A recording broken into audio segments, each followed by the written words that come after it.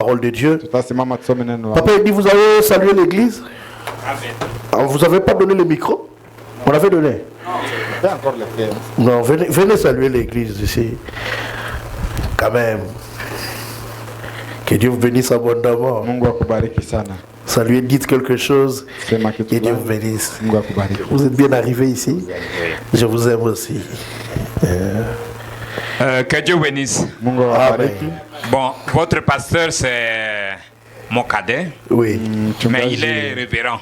Wenu ni ndugu yangu lakini ni On mheshimiwa. était avec lui à l'école de dimanche. Oui. Tulikuwa naye shule ya S'il Jumapili. voulait que je passe ici, c'est juste pour témoigner. Kama Oui, anapenda C'est nipite hapa ni depuis shule. très longtemps qu'on est avec lui, Tangia zamani tuko dans les pamoja années naye. 90, Miaka makumi et kenda. on est toujours dans ces combats. Na tungali katika hii En tout vita. cas, que Dieu bénisse. Mungu Amen. awabariki. Merci beaucoup. Asante sana. Vous prêchez devant les gens qui vous ont vu grandir. Unahubiri mbele ya watu wenyewe walikuona huko na komala. C'est pas facile, hein? Haiko mwepesi. Des gens intelligents que Dieu a aussi élevés. Watu ya akili Mungu amewainua. Il a beaucoup travaillé pour le Seigneur. Il travaille pour le Seigneur.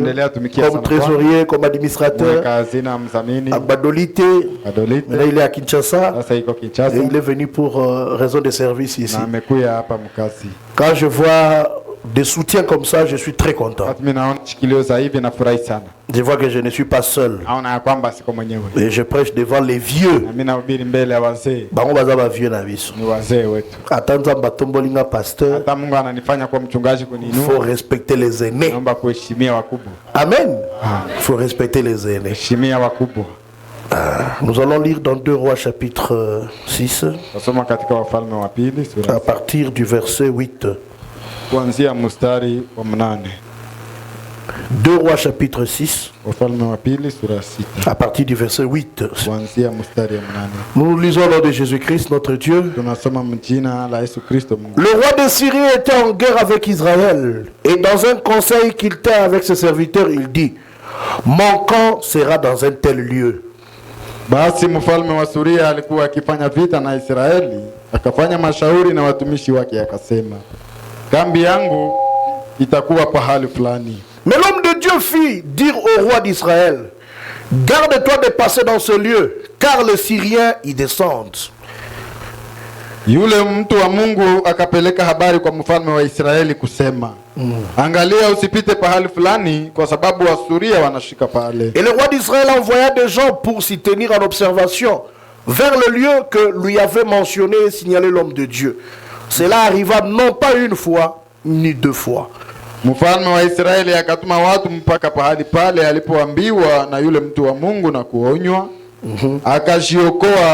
Akajiokoa nafsi yake, si mara moja wala si mara mbili. Le roi de Syrie en eut le cœur agité. Il appela ses serviteurs et leur dit: ne voulez-vous pas me déclarer lequel de nous est pour le roi d'Israël? Basi mfalme wa Suria moyo wake ukafadhaika sana kwa ajili ya neno hili. Akaita watumishi wake akawaambia, hamutanionyesha ni nani kati yenu aliye upande wa mfalme wa Israeli? L'un de ses serviteurs répondit: personne, ô mon Seigneur. Mais Élisée le prophète, qui est en Israël, rapporte au roi d'Israël les paroles que tu prononces dans ta chambre à coucher. Mmoja wa watumishi wake akasema, hakuna bwana wangu mfalme. Lakini Elisha yule nabii aliye katika Israeli anamwambia mfalme wa Israeli maneno ambayo unayasema katika chumba chako cha kulala. Et le roi dit: allez et voyez où il est, et je le ferai prendre. On va lui dire: voici, il est à Dothan. Mfalme akasema, kwendeni mkaangalie pahali alipo, nipate kutuma watu kwenda kumchukua. Il envoyait des chevaux, des chars et une forte troupe qui arrivèrent de nuit et qui enveloppèrent la ville. Hivi akatuma farasi kule na magari na jeshi kubwa, wakafika usiku wakazunguka mji ule pande zote. Le serviteur de l'homme de Dieu se leva de bon matin et sortit. Et voici une troupe entourait la ville avec des chevaux et des chars. Et le serviteur dit à l'homme de Dieu: ah, mon Seigneur, comment ferons-nous? Hata asubuhi na mapema, wakati mtumishi wa yule mtu wa Mungu alipoamka na kwenda nje, kumbe jeshi la watu na farasi na magari yamezunguka mji ule. Mtumishi wake akamwambia, ole wetu bwana wetu, ole wetu bwana wangu, tutafanya nini? Il répondit, ne crains point, car ceux qui sont avec nous sont en plus grand nombre que ceux qui sont avec eux. Akajibu akasema, usiogope, maana walio pamoja nasi ni wengi kuliko wale walio pamoja nao. Élisée pria et dit, Éternel, ouvre ses yeux pour qu'il voie. Et l'Éternel ouvrit les yeux du serviteur, qui vit la montagne pleine de chevaux et de chars de feu autour d'Élisée. Elisha akaomba akasema, Bwana, ninakusihi ufungue macho yake apate kuona. Bwana akafungua macho ya yule mtumishi, naye akaona, na tazama, ule mlima ulikuwa umejaa farasi na magari ya moto yaliyozunguka Elisha pande zote. Dieu notre Père céleste, Mungu baba yetu wa mbinguni, créateur du ciel et de la terre, muumba wa mbingu na nchi, ton nom c'est le Seigneur Jésus-Christ. jina lako Bwana Yesu Kristo. Ouais, moi Seigneur pour le service. Tie mafuta Bwana kwa ajili ya kazi. Pardonne nos péchés. Samehe dhambi zetu. Fais-nous entrer dans le lieu céleste en Jésus-Christ. Tuingize mahali pa juu ndani ya Yesu Kristo. Bénis-nous par ta grâce. Utubariki kwa neema yako. Comme tu as été avec nous dans le premier service, Kwa pamoja nasi katika kipindi ya kwanza. sois avec nous dans le second service. Uwe pamoja nasi tena katika kipindi Que nous cha soyons pili. bénis, Seigneur. Tubarikiwe Bwana. Que les maladies soient guéries. Wagonjwa wapone. Que le feu descende. Moto ushuke. Et que la gloire de Dieu se Na manifeste dans utukufu wa nous. Mungu uonekane katika maisha yetu. Merci d'avoir épargné tes enfants des accidents, Asante kwa kuepusha watoto wako na ajali, des maladies, magonjwa. prouvant que tu es le même hier, aujourd'hui. Kwamba uko yule jana leo hata milele. Seigneur Jésus, alléluia. Bwana Yesu. Alléluia. Amen. Merci Seigneur Dieu notre Père. Asante Bwana Mungu Sois baba yetu. glorifié à jamais. Wewe sifa Au milele. nom de Jésus-Christ. Jina la Yesu. Amen. Veuillez vous asseoir. Unaweza keti. Ma petite exhortation, Maonyo yangu kidogo dans les minutes qui vont suivre, katika dakika hizi za mbele, je vais l'intituler Regarder à l'invisible. naziita hivi kuangalia mahali pasipoonekana. C'est une prédication que le prophète William Branham a Ni prêchée. mahubiri ambayo Nabii William Branham alihubiri, Et comme il nous est recommandé de répéter seulement ce qu'a dit le na prophète, jinsi tunaagizwa kurudilia tu kile ambacho nabii alisema. raison pour laquelle nous répétons seulement. Sababu hii tunarudilia tu. Amen. Amen. Là où nous venons de lire, bien aimés, Mahali ambapo tumesoma wapendwa, il y avait une grande discussion. kulikuwa mabishano kubwa. Le roi de Syrie était en guerre avec Israël. Mfalme wa Suria alikuwa katika vita na Israeli. Le diable voudra toujours être en guerre avec les enfants de Nani Dieu. atapenda kila mara apigane na watoto wa Mungu? Il voudra toujours te combattre. Kila mara atapenda akupiganisha. Aussi longtemps que tu es sur cette terre, Wakati yote huko hapa duniani tu seras combattu. utapiganishwa. Toujours combattu. Mara utapiganishwa. Mais écoute, Lakini sikia, tu ne seras jamais abattu. kama hutashindwa. Tu seras toujours combattu, Utapiganishwa, mais jamais abattu. lakini kama hutapigwa. Vous comprenez la différence? Unaelewa tofauti? Tu es toujours combattu, Piganishwa, mais jamais abattu. lakini hutapigwa. Et la Bible dit que le malheur atteint souvent les justes, Biblia inasema mara nyingi wale mabaya inafikia wenye, mais le Seigneur l'a délivré lakini toujours. Bwana huwaokoa na yote hii. Le diable ne peut pas te garder sous son emprise. Shetani hawezi kuweka chini ya utawala Quand wake. tu sais que tu es un enfant de Wakati Dieu. unajua kwamba wewe ni mtoto wa Mungu. Et le roi de Syrie Na mfalme wa Suria voulait la guerre avec Israël. alipenda apigane na Israeli, Et ils étaient même en guerre. na walikuwa wanapigana. Alors le roi de Syrie a tenu un grand Sasa conseil. mfalme wa Suria akafanya kikao kubwa, Et une grande réunion mashauri kubwa pour donner les tactiques du combat. ya kuleta mbinu za vita, Et choisir le lieu à partir duquel il va attaquer Israël. kuchagua nafasi gani kupitia watashambulia Et Israeli. lorsqu'il a donné ce programme, Wakati analeta ile mpango, il y avait Élisée qui était dans le camp d'Israël. waka Elisha ndani ya kambi ya Israeli. Et la nation qui a en son sein un prophète. Hili taifa ambayo inakuwa na nabii ndani yake. Tout ce que les Syriens faisaient, Yote ambayo Wasuria wanafanya, Élisée voyait clair. Elisha alikuwa anaona mzuri. Dieu lui montrait tous les Mungu plans. alikuwa anamuonesha mipango Et yote. quand ils ont choisi tel lieu pour attaquer Israël, Wakati wanachagua nafasi fulani kushambulia Israeli, l'homme de Dieu dont on parle ici, mtu wa Mungu mwenyewe anasemeka hapa c'est le prophète Élisée. ni nabii Elisha. Il est parti du roi d'Israël. Akaambia mfalme wa Il Israeli, dit, voici ce que les Syriens programment, planifient de faire. yale ambayo Wasuria wanatayarisha. Ils ont choisi tel lieu Wamechagua nafasi fulani pour nous attaquer. watushambulie, Mais le roi de Syrie ne comprenait pas. lakini mfalme wa Suria hakuelewa. Amen. Amen. Quand le message a été donné au roi d'Israël, wakati ujumbe inatolewa kwa mfalme wa Israeli, il a envoyé des gens, akatuma watu des espions, wapelelezi pour aller étudier kusudi waende jifunza le lieu que l'ennemi a choisi pour les nafasi attaquer. ambayo adui amechakua kuwapiganisha. Amen. Amen.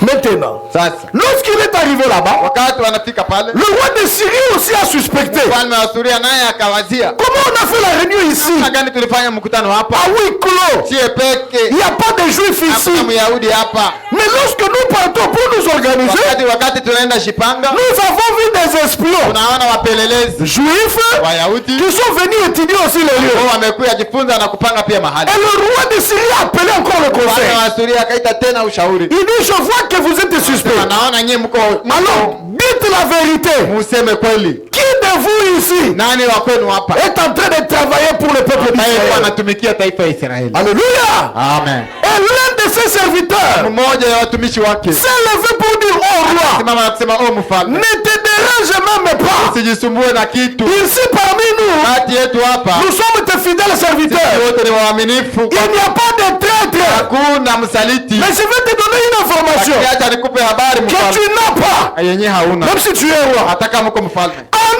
Israël, Israeli il y a un prophète kuko nabii qui écoute tout ce que tu dis ambaye anasikia yote yenye dans unasema ta chambre à coucher. chumba yako ya kulala. Alléluia. Amen. Tout ce que tu dis dans la chambre à coucher, Yenye unasema chumbani mwako il écoute ça anasikia, et il le rapporte à leur roi. bebea mfalme wake.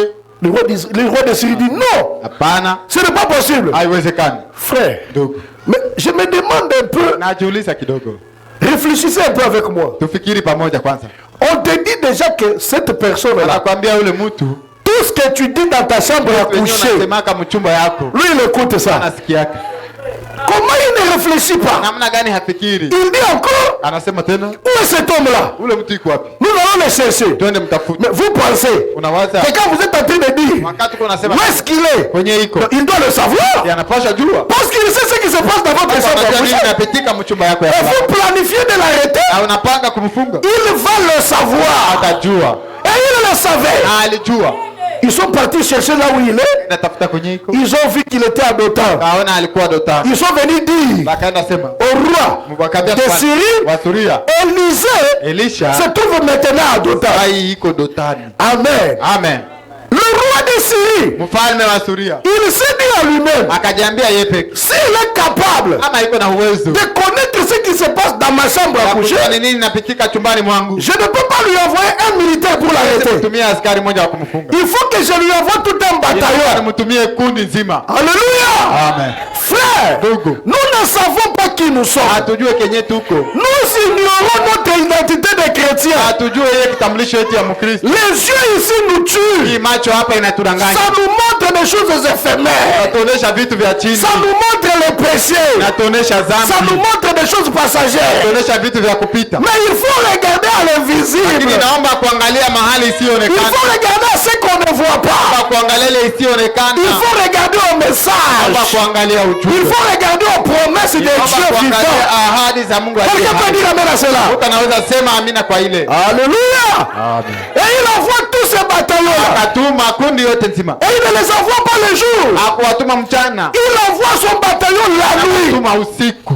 Et ils entourent, ils cherchent une seule personne. Wiko wanatafuta mtu mmoja, Mais ils entourent toute la lakini ville. wakazunguka mji yote, Toute la nuit ils étaient là. siku wote viko pale. Alors le matin, Sasa asubuhi Géasi, Gehazi ils sont pour brosser les dents. analamuka kwenda kusukula meno, Il prend son gobelet, sa brosse. kamata kopo na brosse, Il veut brosser comme ça. ataka rense, Il regarde, il voit l'ennemi. anaangalia naona, Il regarde. anaangalia, Il court dans la maison. anakimbia mnyumba, Il réveille l'homme de Dieu. analamusha mtu wa Mungu. Il trouve l'homme de Dieu en train de Kuna prier. mtu wa Mungu yuko anaomba. Il dit Élisée, Bia Elisha, Seigneur, Bwana. Élisée, Elisha. arrête d'abord la prière. Acha kwanza maombi. Élisée dit qu'est-ce qui ne sema va ni pas? nini tena, Qu'est-ce qui ne va pas? nini haiendeki?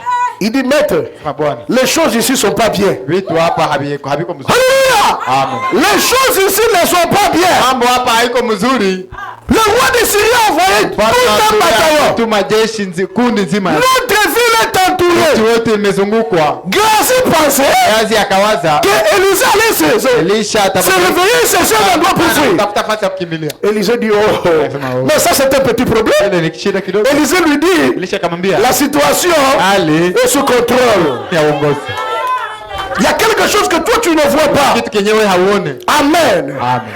Oh, merci Seigneur. Oh, asante Bwana. Les serviteurs de l'homme de Dieu se leva de bon matin et sortaient. Watumishi wa mtu wa Mungu wakamka asubuhi mapema. Et voici une troupe entourait la ville avec des chevaux et des chars. Tazama kundi liko inazunguka mji na farasi na gari. Et Géasi dit à l'homme de Dieu, Gehazi akaambia mtu wa Mungu, Seigneur, Bwana, comment ferons-nous? tutafanya nini?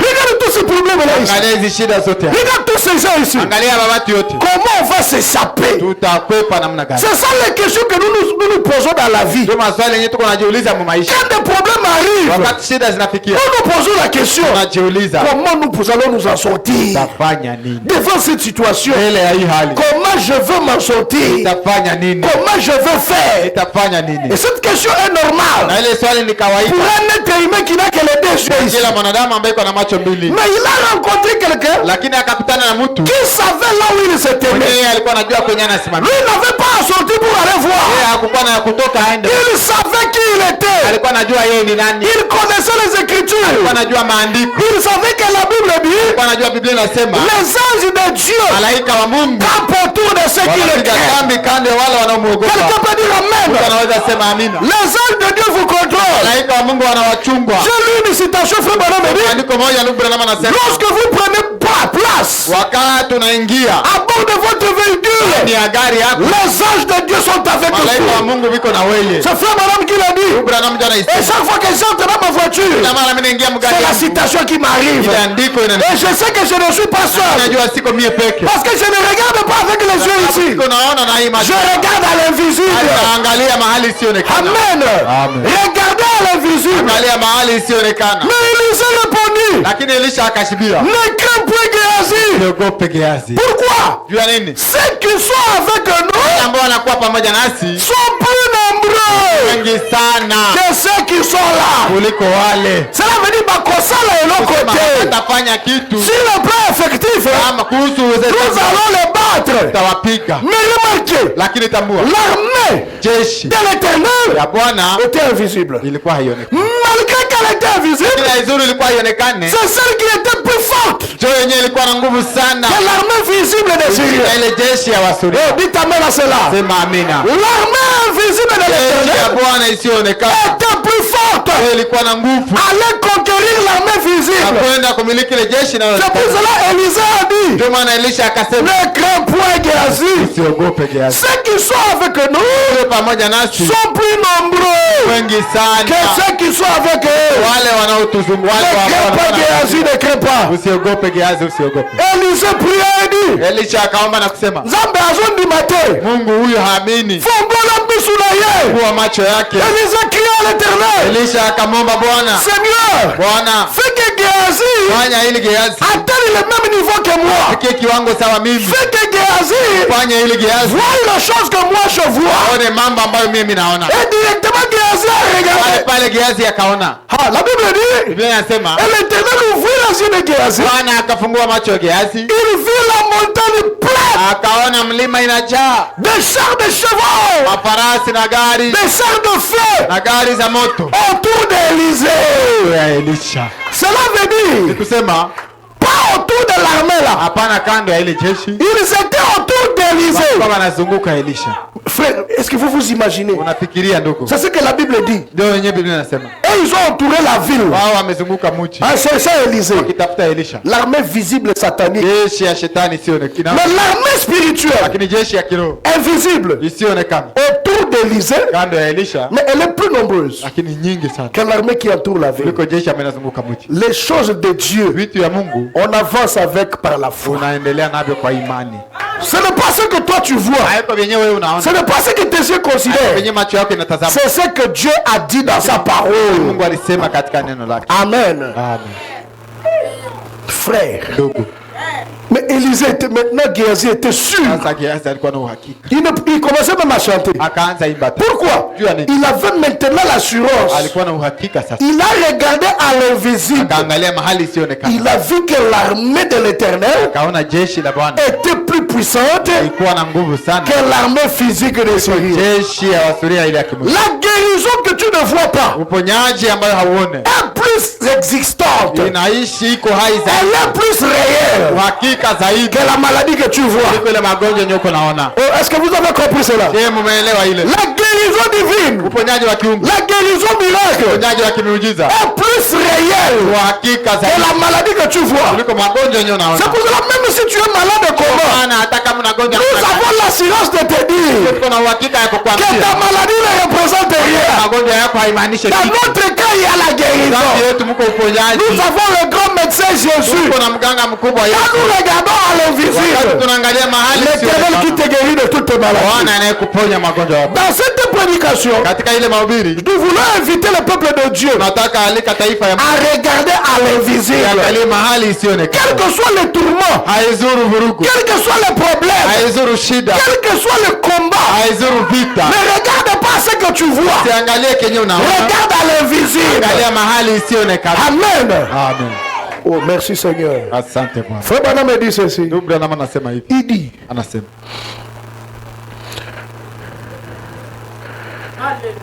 dans la prédication, toujours regarder à l'invisible, katika mahubiri kuangalia mahali isionekana. le 3 octobre 1958, Tarehe 3 mwezi wa 10 1958. il dit ceci, Anasema hivi. au paragraphe 14. 14. Mais l'homme spirituel Lakini mtu wa kiroho qui est à l'intérieur, ambaye anakuwa mle ndani, si vous lui accordez le droit de choisir le chemin, kama unampatia ile haki ya kuchagua njia, il pourra vous conduire quelque part à une petite maison anaweza kuongoza fasi fulani kwa nyumba où il n'y a pas beaucoup de gens. kwenye hakuna watu mingi. Frère Branham me dit, Ndugu Branham anasema si vous dites à l'homme intellectuel kama naambia yule mtu tu akia d'aller choisir une église, aende chagua kanisa, il va aller choisir une église où il y a beaucoup de gens, ataenda chagula kanisa yenye mko watu où mingi, c'est bien construit. imejengwa mzuri, C'est ça l'homme. njo mtu. Mais si vous laissez à l'homme intérieur de faire le choix, Lakini kama unaachia mtu wa ndani kujichagulia, l'homme intérieur choisit l'esprit. mtu wa ndani anachagua roho, Il ne choisit pas ce que l'œil voit. hachague kile ambacho licho inaona, Il choisit ce que l'œil ne voit pas. anachagua kenye licho haione, Mais ce que l'esprit voit, kenye roho inaona, ce que l'esprit cherche. kenye roho inatafuta. Il dit, Anasema il pourra vous conduire quelque part à une maison, à une mission, anaweza kuongoza fasi fulani où il n'y a pas beaucoup de gens, kwenye hakuna watu mais mingi, il se trouve l'esprit du Dieu vivant. lakini kuna kutanika, kuna kuwa roho ya Mungu aliye Car hai. l'homme extérieur Maana mtu wa se nchi nourrit de la psychologie, de l'intellectualisme. anakula ile saikolojia ya akili, Mais l'homme intérieur lakini mtu wa ndani se nourrit de la parole de Dieu. anakula neno la Mungu. Et maintenant, Na sasa si nous pouvons ouvrir nos Bibles, kama tunaweza fungua Biblia zetu, il va lire maintenant dans Hébreu, anataka soma sasa où Waebrania, on parle Wenyewe d'Abraham. wanasema juu ya Abrahamu. Parlons maintenant d'Abraham. Seme sasa juu ya Abrahamu, Un personnage ordinaire. mtu mmoja wa kipekee. Dieu choisit rarement les gens intellectuels. Mungu anachaguaka wachache, watu Dieu wachache, choisit rarement les gens intelligents. wachache, watu wenye akili. Dieu peut choisir les ignorants. Anaenda kachagua watu ambao hawajui Quelqu'un qui ne sait pas la gauche c'est où, la droite c'est Mwenye où. kuume na kushoto ni gani. Dieu le choisit. Mungu anamchagua. Dieu rencontre Abraham. Anakutana na Abrahamu. Abraham, sors de ton pays, sors de ta patrie, Toka katika nchi yako, va dans le pays uende katika nchi que je te montrerai. ambayo nitakuona. Abraham ne sait pas où se trouve le pays, Abrahamu hajui nchi iko, mais il obéit à la voix. lakini anatii sauti. Il va à un lieu où il ne sait pas. Anaenda fasi kwenye hajui. Quand Dieu vous dit quelque chose, Wakati Mungu anakuambia kitu fulani, frères et sœurs, ndugu na dada, soyez certains de Dieu. uko na uhakika ya Mungu. Abraham commence à marcher. Abrahamu anaanza Où tembea. vas-tu, Abraham? Unaenda wapi Abrahamu? Je ne sais pas. Sijui, Mais Dieu m'a dit d'aller. lakini Mungu ameniambia nini. Tu vas où? Unaenda wapi? Dans un pays, Katika nchi, dans une ville, katika mji. où Dieu lui-même m'a envoyé. Mungu yeye peke ameni. Mais c'est où, Ni Abraham? wapi Abrahamu? Je ne sais pas. Sijui. Mais j'obéis à la voix qui me parle. Natii ile sauti ambayo inasema. Mais qui te parle, Abraham? Mwenye anasema na wewe Abrahamu. Vous ne pouvez pas l'entendre. Wewe hauwezi isikia. Mais moi, Lakini mie il m'a fait grâce amenineema d'entendre sa voix. kusikia sauti. Frère, la voix de Dieu Sauti ya Mungu pour les nations kwa mataifa n'est pas collective. haiko kwa C'est une voix qui parle à l'oreille de sauti ambayo chacun. anasema anasikia kila mmoja. C'est que Dieu t'a dit fais-le. Yenye Mungu alikwambia ukifanya. Laisse-moi faire ce que Dieu m'a dit à moi de faire. Yenye Mungu ameniambia nifanye. Dieu lui dit gauche, il va à Anambia gauche. kuume anaenda kuume. Les gens pouvaient traiter Abraham d'un fou. Watu angeweza ita Abrahamu mwenda basi. Mais Abraham Lakini Abrahamu regardait à alikuwa l'invisible. anaangalia kusivyoonekana. Il a épousé sa femme. Akaoa mke wake. Frère, dit Sarah avait à peu près 17 ans, 18 ans. Anasema Sara alikuwa na karibu miaka Quand 17 Abraham l'a épousée. wakati Abrahamu anamuoa. Mais pendant tout le temps de la jeunesse, Ile wakati yote ya uchana. pendant tout le temps où la femme peut concevoir, wakati yote ya mwanamke kupata mimba, la femme n'a pas conçu. hakupata mimba. Mais Dieu vient. Lakini Mungu akakuya. Quand Sarah dépasse l'âge de la Sara ménopause, ameshapita ile wakati ya où kutoka. l'on dit c'est impossible de concevoir, Wenyewe inasemeka haiwezekani tena apate mimba. on dit ça n'existe pas, Haikuwake. on dit c'est infaisable, Sasa haiwezi fanyika. on dit c'est impossible. Haiwezekani. Mais le Dieu du ciel Mungu vient. wa mbinguni anakuya. Il dit à Abraham et Sarah, Abrahamu na Sara, de vous deux ici nyie wawili hapa sortira un fils. mtapata mtoto. Frère, Ndugu, même les médecins de l'époque hata waganga ya ile wakati, qui ne s'est pas moqué nani d'Abraham, mwenyewe hakuchekeleka Abrahamu? on l'a traité d'aventurier. Akamuita murukaruka. Mais Abraham n'a pas suivi ce que les gens disaient. Lakini Abrahamu hakukuwa anafuata venyewe watu wanasema. Si vous rencontrez Abraham, Kama unakutana Abrahamu, vous lui dites quelque chose unamwambia kitu fulani qui est contraire ambacho ni kinyume à la promesse de Dieu, ahadi ya Mungu, Abraham vous rejette. Abrahamu anakuweka kando. Il considère que seulement ce que Dieu lui a dit Alikuwa anatazama tu yenyewe Mungu alimwambia qui est la vérité. cho kweli, Ce que le médecin lui dit, yenyewe waganga wanamwambia, ce que les hommes lui disent, yenyewe watu wanamwambia, ce que les voisins lui disent. yenyewe jirani wanamwambia, Quand il venait visiter Abraham, watu wanakuja tembelea Abrahamu. c'est faux. Ni bongo. Abraham leur disait, Abrahamu alikuwa c'est anamwambia, vous qui êtes des menteurs, nyinyi ndio wabongo, c'est vous qui êtes faux. nyinyi ndio waongo. Parce que Dieu ne m'a pas menti. Mungu hasemaki, hakunidanganya. Abraham, même toi-même, Hata tu as déjà vu une femme de plus de 50 ans. na mtu zaidi ya miaka 15. Abraham me dit, Abrahamu anasema, c'est vrai, je n'ai jamais ni vu. kweli si aona, Mais Dieu a dit, lakini Mungu alisema, Dieu a dit, Mungu alisema, c'est vrai que selon vous, ni kweli mbele yako ça n'existe pas. haikwake, Mais Dieu, lakini Mungu Dieu a dit Mungu alisema que cette vieille ici huyu mzee hapa donnera un fils. atazaa. Abraham, comment tu le sais? Unajua namna gani? Je le sais Najua parce que Dieu Mungu l'a dit. alisema. Abraham, comment s'appellera ton fils? Abrahamu mtoto wake jina yake nani? Mon fils. Mtoto wangu. Il dit ça ne sera pas une fille. Sema haitakuwa binti, Ça sera un garçon. itakuwa kijana. Son nom sera Isaac. Jina yake Isaka. Frère, ça faisait rire les gens. Ilikuwa inachekesha watu. Ça faisait rigoler. Ilikuwa inachekesha. Ça amusait la galerie. Wanafurahisha watu. Mais Abraham ne s'amusait pas. Lakini Abrahamu hakukuwa anachekesha. Il savait. Alikuwa anajua. Quand il regardait de l'autre côté là, Angalia upande mwingine kule. du côté de l'invisible, Upande usioonekana. Abraham voyait Isaac. Abrahamu alikuwa anaona Isaka. Frère Branham me dit, Ndugu Branham anasema, il ne s'est pas arrêté seulement à croire. kuishiaka tu kwa kuamini. Il est parti acheter les habits de l'enfant. Kaenda uza na manguo za mtoto. Abraham entre dans les magasins. Abrahamu anaingia ndani ya duka. Pampers, c'est combien? Pampers ni ngapi? Ah, mon enfant peut être entre 3 kilos et... Zapima kilo 3. Donnez-moi ça. Unipatie hii. Mais même celui qui vendait, Hata mwenye kuna ushisha. il vient. Za mzee. C'est pour qui? Tu achètes pour qui? Uko nauzia nani? Pour l'un de tes servants, Moja wa wajakazi serviteurs wako. là-bas. Au watumishi wako? Il dit non.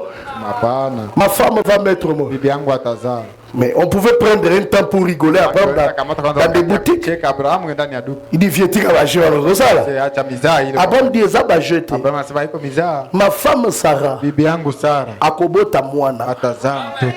nakomema mwana wana Tabeba ule mtoto. nakoyaka na ye awa Itakuyaka na yeye hapa. epesa nga poudre oyo Nipatie ipote. oyo te omobi Hii hapana mobi. oyo arose wana Ile ya rose. patali papa oyo. Angalia Mais ubaya. toi tu es fou. Kwa mwenda wazimu. Il dit un fou peut savoir différencier mobi. Mwenda wazimu anaweza tofautisha mobi. Il y a blé na ya rose, Ya pesa ya ya rose. rose, nipatie ya rose. Oh alléluia. Nous ne marchons pas selon la vue, Tutembee kulingana na hali. mais nous marchons selon la foi. Tembea kwa imani. Frère, je vous ai dit tout à l'heure, Niliwaambia tu hapa karibu. le ciel est une réalité. Mbingu ni uhakika. Nous irons au ciel. Taendaka mbinguni. Ce pays-là existe. Ile nchi iko. Quand je parle de ça, je sens quelque chose. Nasema ile mimi nasikiaka kitu. Cet endroit est réel. Ile nafasi iko hakika. Nous irons là-bas, Taendaka kule. là où les rues sont pavées Kwenye d'or. barabara zimepambwa za Moi, j'ignore par la grâce de Dieu. Ile junior kwa neema ya Mungu. nakokota kuna Taingiaka kule. mboka wana ezali ya solo. Nchi iko ya kweli. Je vous dis la vérité. Nawaambia bwana. Branham a vu ça. Branham aliona ile. Moi, je crois à ça. Ninaiamini. Je n'ai pas des évidences matérielles Sina vitambulisho vya kuonekana. pour vous montrer que ça existe. Waonesha kwamba iko. Mais en ayant le Saint-Esprit, Ili kwa kuwa na Roho Mtakatifu. quelque chose que vous ne voyez pas, Fulani kenye hauoni. ça me donne l'assurance Ananipa uhakika. que j'entrerai au ciel un Kwamba jour. nitaingia mbinguni siku moja. Abraham ne voyait pas le bébé, Abrahamu alikuwa haoni mtoto. mais plutôt il le voyait. Lakini alikuwa anamuona. En regardant l'invisible, Akiangalia mahali isiyoonekana. Abraham savait Abraham alijua que ce bébé kwamba ule existait. mtoto iko. Frère, Ndugu, quand Dieu te dit quelque chose, wakati Mungu anakuambia kitu fulani, même si le monde entier refuse, hata kama dunia nzima inakataa, même si les gens te font hata croire kama watoto wanakuonesha que ça n'arrivera pas, kwamba haitakuja, et ils te donnent des raisons lakini wanakupatia na pour sababu montrer que tu n'es pas la personne la kuonyesha produit. kwamba haikuwa nje ule mtu ambaye. Si vous restez là à considérer ce qu'ils disent, Kama unabakia pale ukitazama yenyewe vous wanasema, n'obtiendrez pas la promesse de Dieu. hautapata ahadi ya Vous devez regarder à l'invisible Mungu. Uangalie mahali isiyoonekana pour obtenir la chose dont vous avez besoin. upate kitu yenyewe unahitaji. D'où vient la guérison? Uponyaji unatoka wapi? Quand on prie pour un malade, Wakati wanaombea mgonjwa, la guérison ne vient pas des mains. ugonjwa haitokake mikono. Je respecte seulement ce que Dieu a dit. Naheshimia tu kenye Mungu alisema, Vous imposerez les mains aux malades. awekea wagonjwa Ce mikono. n'est pas la main qui guérit, Haiko mkono ndio c'est inaponya, la parole de Dieu neno la Mungu qui est invisible, yenye haionekani qui opère des miracles. inatenda La miujiza. main du prédicateur ne guérit Ya pas. mhubiri haiponeshaki, C'est l'obéissance à la parole de Dieu. kwa neno la Mungu. Amen.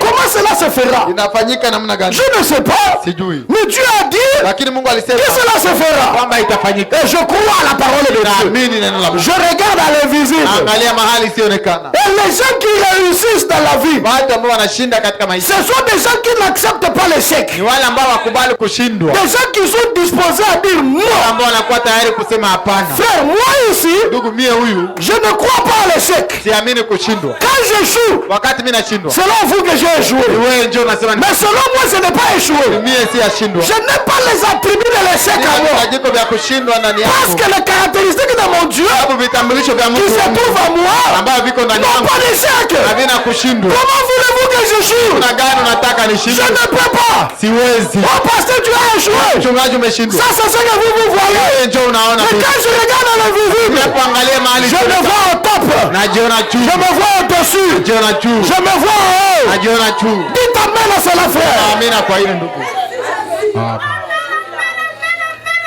Amen. Frère Branham me dit, Ndugu Branham anasema, nous voyons qu'Abraham, bref 17, naona Abrahamu 17 n'était pas un jeune homme hakukuwaka kijana lorsque ceci arriva. wakati ile ilifikia. Il était un vieil homme Alikuwaka tu mzee de 75 ans. miaka 17 Et sa femme Sarah, na mke wake Sara qui était sa demi-sœur, ambaye alikuwa binamu, ils étaient mariés depuis des années et des années. walikuwa wameoana tangia miaka na miaka. Amen. Amen. Est-ce que ça vous fait du bien? Je, inawapa nini furaha? Depuis qu'elle était encore une jeune fille d'environ Tangia 17 ans, alikuwa kijana wa miaka 17. Dieu dit à Abraham, Mungu akamwambia Abrahamu, je vous ai choisi, nimekuchagua toi et Sarah, wewe na Sara pour que vous ayez un enfant. kusudi mkuwe na mtoto. Amen. Amen. Et Sarah avait été stérile toute sa vie. Na Sara alikuwa katasa maisha yake yote. Nzamba lingaka. Mungu anapendaka. Nalingi naloba na mutu moko, je vais simplifier les choses. Nataka rahisisha mambo, nataka ambia mtu mmoja hivi. Écoute-moi. Nisikie. Nzamba lingaka. Mungu anapendaka Bisika eloko eza te. kwenye hakuna kitu, Bisika espoir eza te. kwenye hakuna tumaini, Bisika eza noir. kwenye kuko giza, Bisika eza impossible. haiwezekani. Nzamba lingaka anapendaka cheze muile kiwango. Dieu aime jouer dans cette dimension là, Dans ce terrain là, kwa ile kiwanja là où c'est impossible, kwenye haiwezekani, là où il n'y a pas d'espoir, hakuna tumaini, là où hakuna mwanzo, kwenye hakuna mwanzo. njo terrain nye Mungu anapendaka cheze. Dans le là où c'est ce terrain là sur lequel Dieu aime jouer. Dieu aime jouer dans ce terrain là. Anapendaka chezea katika uwanja. Dieu n'aime pas la facilité. Mungu anapendaka urahisi.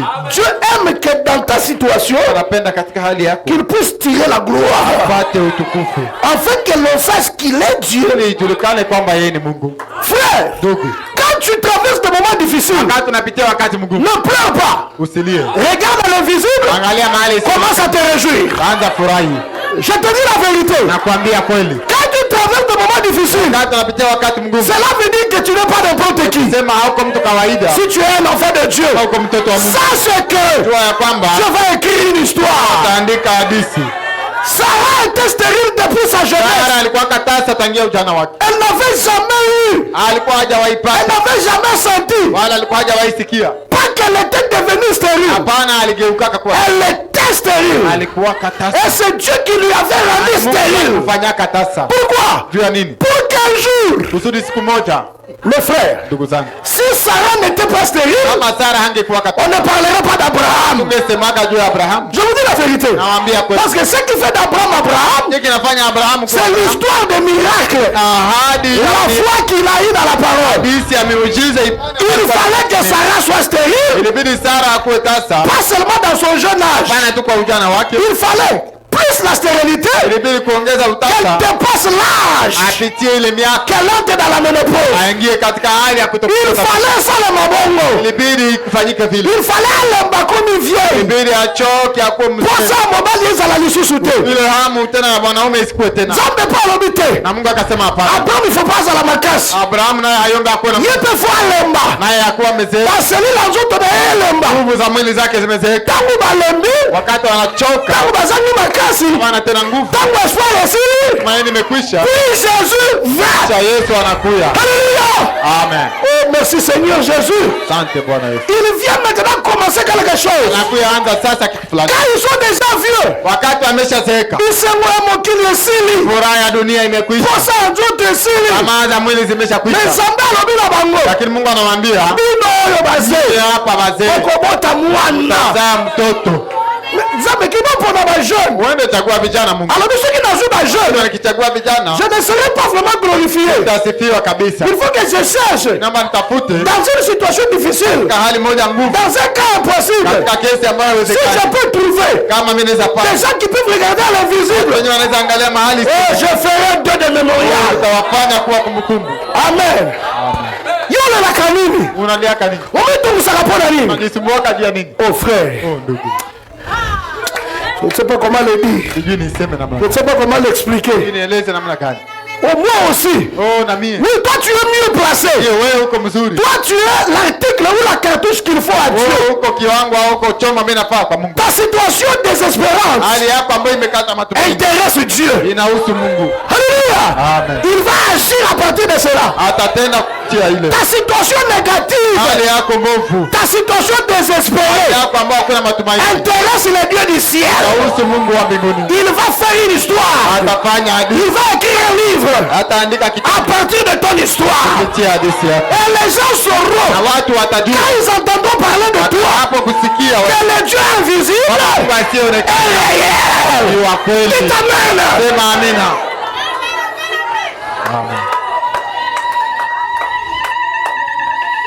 Alléluia. Amen. Je vous ai choisi. Nimewachagua. Sarah avait été stérile toute sa vie. Sara alikuwa katasa maisha yake yote. Écoutez ce que Branham dit. Sikia kenye Branham anasema. Mais Abraham Lakini Abraham ne regardait jamais à ce que ses yeux voyaient. hakukuwa naangalia vinye macho yake inaona. Mes frères, Ndugu zangu, quel sentiment Abraham pouvait avoir? jinsi gani Abraham alikuwa kana. Je suis dans une salle mixte. Niko katika jengo ya watu wote. Je ne saurais pas dire tout. Sitaweza sema kila kitu. Qu'est-ce qu'Abraham pouvait convoiter encore chez ça? Nini yenye Abraham angeweza katamani tena? Lui-même, il était fatigué. Yeye peke alishachoka. Et Sarah Na Sara ne pouvait plus espérer avoir des enfants. angetumainia tena kupata watoto. Pas seulement les enfants. Hapana tu watoto. Elle n'était plus disponible Hakukuwa hata tayari pour s'accoupler avec son mari. kukutana na mume wake. Tous ses désirs étaient passés. Ile haja zote zilishapita. Na comprenez que Nzambo yote. Siele wake huyu Mungu. Batu isi balembi na bango. Watu walishachichokea. Kaka bango wana. Vale njoo. Nde Nzambe aye. Ndio Mungu anakuya kwao. Batu ilike esili. Kama matumaini imekwisha. Kaka batu wana. Wale. Libumu iko kozwa mwana te. Wenye haiwezi tena pata. Kaka libumu wana. Ile tumbu. Amen. Regardez à l'invisible. Angalia mahali isionekana. Abraham ne voyait pas, ne considérait pas ce que ses yeux voyaient. Abraham hakuwaka naangalia vinyi macho yake inaona. Une vieille femme ridée Mwanamke mzee wa mikunjo amekunjama. qui avait dépassé depuis plusieurs années l'âge d'avoir des enfants. Miaka mingi ilishapita, ameshapuka ile wakati ya kupata watoto. Mais Abraham regardait à l'invisible Lakini Abraham alikuwa anaangalia mahali isionekana. et il vit Isaac. Na akaona Isaka. Où? Wapi? Dans l'invisible. Mahali isionekana. Il a vu Isaac. Akaona Isaka. Yo chômeur, Wewe mwenyewe una kazi. vois ton travail dans l'invisible. Angalia kazi yako mahali isionekana. Tu te vois inspecteur de travail dans Anaona l'invisible. inspecteur mkazi mahali isionekana. Mais ton nom n'est pas sorti. Jina lako halikutoka. Taisez-vous, c'est faux. Mnyamaze ni bongo. Je suis là dans Uko l'invisible. pale mkazi sio. Dans l'invisible. Mahali isionekana. Je suis là dans l'invisible. Niko pale mahali Et isionekana. le monde invisible Na dunia est isionekana. plus fort que le monde visuel. Nguvu kuliko hii inayoonekana. Tout ce que nous avons ici, yote yenye tunapata tout ce hapa, que nous sommes, yote yenye tuko vient de l'invisible. inatoka mahali sio. Moi, je viens de l'invisible. Mimi natoka mahali sio. Je n'existais pas. Sikukuwaka. Mais de l'invisible, Lakini sionekana. j'étais une réalité. Kaonekana. L'enfant qui est dans le ventre, Mtoto mwenye kwa mtu. même s'il est entré aujourd'hui, Hata kama mengi. il est encore invisible. Haonekana. Mais il est là déjà. Lakini iko pale. Même si vous lui barrez la Hata route, unamfungia njia. il viendra. Atakuja. Frère, Ndugu. je parle à quelqu'un ce soir. Tunasema na mtu magharibi. Peut-être c'est toi. Pengine ni wewe. Quelle que soit la situation, Haizuru hali gani? kanami soit, Funga hii macho. hii macho itakudanganya. Funga hii macho. Regarde à l'invisible. Angalia mahali isionekana. Regarde de l'autre côté. Angalia upande mwingine. Ta bénédiction est là. Baraka yako iko pale. Alléluia. Amen. Le Saint-Esprit est là. Mtakatifu iko pale. Si tu regardes à ses yeux ici, Unaangalia kwa hii macho. un peu de mensonge, Uongo kidogo. un peu de mensonge, Uongo kidogo. un peu de faiblesse dans la prière. Dhaifu kidogo katika mambo. Ferme les yeux ici. Funga macho hapa. Regarde à l'invisible. Angalia mahali Le isionekana. Saint-Esprit est pour toi. Roho Mtakatifu ni wako. Cette promesse est pour vous, Ile ahadi ni yako. pour vos Kwa enfants watoto wako. et pour tous ceux qui Na viendront. kwa wote watakao kuja. Même si tu es faible, Hata kama uko mzaifu. mais regarde-toi là-bas. Ujiangalie tu Dites, kule. je suis un enfant de Sema Dieu. mtoto wa Mungu. Dites ça, je suis un enfant de Dieu. Mtoto wa Mungu. Amen. Et ça, l'issue, moi, le thème de Kolongola. Haiko ile zamu ndio itakutosha. Écoutez, Sikia. quand Dieu appelle Josué, Wakati Mungu anaita Yoshua. Dieu connaît les faiblesses de Josué. Mungu anajua madhaifu ya Yoshua. Dieu connaît la fin avant le Mungu commencement. anajua mwisho mbele ya mwanzo. Quand Dieu appelle Samson, Wakati Mungu anaita Samson. mais il sait que Samson le trahirait. Samsoni atamsaliti. Dieu sait ça. Mungu anajua. S'il connaît la fin avant le commencement. Mungu anajua mwisho mbele ya mwanzo. Frère, Ndugu, Samson, Samson il regardait au visible. alikuwa anaangalia inayoonekana. Et quand il regardait le visible, Wakati anaangalia inayoonekana, il a fait ce qu'il pouvait faire. akafanya yenye angeweza. Mais un moment, Wakati moja il a trop fondé sa foi sur ce qu'il voyait. akatia imani yake sana kwa ile ambayo alikuwa anaona. Et il a été dans les mains Na akakuwa katika mikono de l'ennemi. ya adui. Mais quand il était dans les mains de l'ennemi, Iko katika mikono ya adui. en train de faire le travail, Alikuwa anafanya kazi. Samson dit, oh, Samson akasema, mais ce qui est dans l'invisible là-bas, iko pale kusipoonekana. ça dit que Inasema c'est moi qui dois dompter ces gens. ndio nitatawala watu hawa. Mais dans l'invisible, Lakini mahali inayoonekana ces gens sont en train de me dompter. watu wananitawala. Quand Samson regardait l'invisible, Wakati Samson anaangalia il isiyoonekana, a appelé le petit garçon là. akaita yule mtoto mdogo. Il a dit, viens ici. Akamwambia kuja hapa. Je ne suis pas n'importe qui. Siko mtu kawaida. Ce n'est pas ses yeux qui comptent. Haiko hii macho ndio tunahesabia. Amène-moi Niongoze entre deux colonnes. kati ya nguzo mbili. J'ai vu ce que je suis. Nimeona kenye niko. J'ai vu que je ne suis pas n'importe qui. Naona kama siko mtu kawaida. Tous ces gens-là regardaient le visible. Watu wote walikuwa wanaangalia hii. Mais Samson s'est rendu compte. Samsoni akatambua La vérité de la chose ukweli wa ile kitu. n'était pas ce qu'il traversait. Haikuwa wenye anapitia. La vérité, Ukweli c'était dans l'invisible. mahali Il isiyoonekana. fallait prendre ce qui est dans l'invisible, Akamata ile isiyoonekana l'amener dans l'invisible. na kuleta mahali inayoonekana. Quoi? Nini? Amène-moi entre deux colonnes. Nibebe kati ya nguzo mbili. On l'a amené entre deux colonnes. Beba katika nguzo mbili. Samson est arrivé entre deux colonnes. Akafika katikati ya nguzo mbili. Il a tourné. Akageuka. Il a dit, je vois là-bas. Akasema naona kule. Et aujourd'hui, Leo je vais mourir avec ces gens ici. nakufa na hawa watu. Il a commencé à pousser. Kaanza sukuma. Samson s'est rendu compte Samsoni akatambua qu'il n'était pas l'esclave des kwamba Philistins. hakukuwaka mtumwa wa Filisti. Frère, Ndugu, quand tu te rends compte wakati unatambua de qui tu es, wewe ni nani, le diable perd sa force sur toi. Shetani anapoteza nguvu zake juu yako. Haleluya. Moi, dans l'invisible, Mie mahali isiyoonekana, je ne suis pas n'importe qui. siko mtu kawaida. Dans l'invisible, Mahali isiyoonekana, le diable doit mettre soumis. Shetani anapashwa ni Dans l'invisible, je suis la tête et non la mimi ni tête. kichwa hapa mkia. Dans l'invisible, Katika je suis riche. mimi ni tajiri. Dans l'invisible, Mahali isiyoonekana, j'ai des maisons. niko na manyumba. Dans l'invisible, Mahali isiyoonekana, je suis béni. nimebarikiwa. Dans l'invisible, je ne peux pas manquer à manger. Siwezi kosa Dans tamaa. l'invisible, mes enfants se marieront. Watoto wangu Dans wataolewa. l'invisible, je ne souffrirai pas. Sitateseka. Qui croit cela? Nani mwenye anaamini? Regardez à l'invisible. Angalia mahali isiyoonekana. Ne regardez pas ce que vous voyez. Angalia vyenye unaona. Oh pasteur, on ne m'appelle toujours pas. Mchungaji ambaye aniita Ne regardez pas ça. usiangalie. Regardez à l'invisible. Angalia mahali. Oh pasteur, on a changé le dossier. Mchungaji amebadilisha C'était moi kesi. qu'il fallait comprendre. Ndio ilibidi Le wakamata. malheur atteint souvent les justes. Ole inawafikia Mais le maskini. Seigneur l'en délivre Lakini toujours. Bwana anawaokoa na hivyo. Ndeko place na yo eza yo. Ndugu, fasi yako ni yako. Mutoko kopoto no place na yo Hata asati. usiweza kunyang'anya fasi yako. Même si basali ba manœuvre intervenir aussi. hata kama wanafanya vyote. Dieu est Dieu. Mungu ni Mungu. Dieu reste Dieu. Mungu anabakia Mungu. Personne ne peut prendre ta place. Hakuna mtu mwenye anaweza kamata Ta place, c'est ta place. Basi yako ni yako. Tout le monde peut se précipiter. Kila mtu anaweza jiharakisha. Mais à l'heure de Dieu, Lakini kwa wakati wa Dieu va s'arranger. Mungu atafanya yote. Alléluia. Amen. Il est Dieu. Yeye ni Mungu. Il est spécialiste. Yeye ni mtaalamu. Il sait comment faire. Anajua namna gani Dans kufanya. toutes les situations difficiles, Katika hali yote ngumu. il sait comment se prendre. Anajua atafanya namna Il gani. sait quelle voie emprunter. Anajua atapita njia gani. Oh, je suis heureux. Oh, nini mwenye heri. Je suis heureux. Mimi ni mwenye heri. Regardez à l'invisible. Na uangalie mahali isionekana. Ma soeur, Dada, ne regarde pas ton état de santé. usiangalie hali yako ya afya. Si tu continues à regarder, Unaendelea kuangalia. oh, j'ai maigri encore Oh, aujourd'hui. nimegonda tena. Oh, j'ai maigri encore demain. Nimegonda tena jana. Ne regarde pas là-bas. Usiangalie hili. Ouvre les yeux de l'autre côté. Kwa macho upande mwingine. Vois-toi là-bas. Usione kule. Oh, dis, regarde comment je suis belle. Angalia namna gani niko. Regarde comment je pèse 70 kilos. Namna gani napima kilo. Regarde comment je suis en bonne santé. Namna gani niko na afya. Le diable voudra te retenir. Tena tapenda Kotala lelo na yo. kusudi uone leo yako. Kotala lelo na yo dans le physique te. Usiangalie leo yako kimwili. Tala lelo na yo dans le spirituel. Angalia leo yako katika Dans l'invisible. mahali isionekana. Regarde à l'invisible. Angalia mahali isionekana. Dans l'invisible. Mahali Tu isionekana. es un livre Wewe ni kitabu. qui va être bientôt lu par les gens. Utasomeka sasa hapo hapa. Dans l'invisible. Mahali Tu isionekana. es un Wewe ni poème wimbo. qui sera récité par les gens. Utaimbiwa na watu. Dans l'invisible. Tu es une chanson Wewe ni nyimbo. qui sera chantée par les gens. Utaimbiwa na watu. On ne parlera que de toi. Utakuwa na kusema tu wewe. Amen. Amen. Mais quand tu regardes dans le physique, Kuna wakati unaangalia tout le kimwili. monde m'a abandonné. Mtu ameniacha. Je suis resté seul. Nimebaki mwenyewe. Et lui, quand il a regardé le physique, Elia wakati aliangalia il a dit, je suis resté seul. sema nimebaki mwenyewe. Je suis resté seul. Nimebaki mwenyewe. Mais dans l'invisible, Lakini mahali Dieu isionekana. lui a dit, Mungu akamwambia, je me suis réservé "Jiandalia 7000 tena autres. 7,000 Tu wengine." n'es pas seul. Hapo pekee. Alléluia.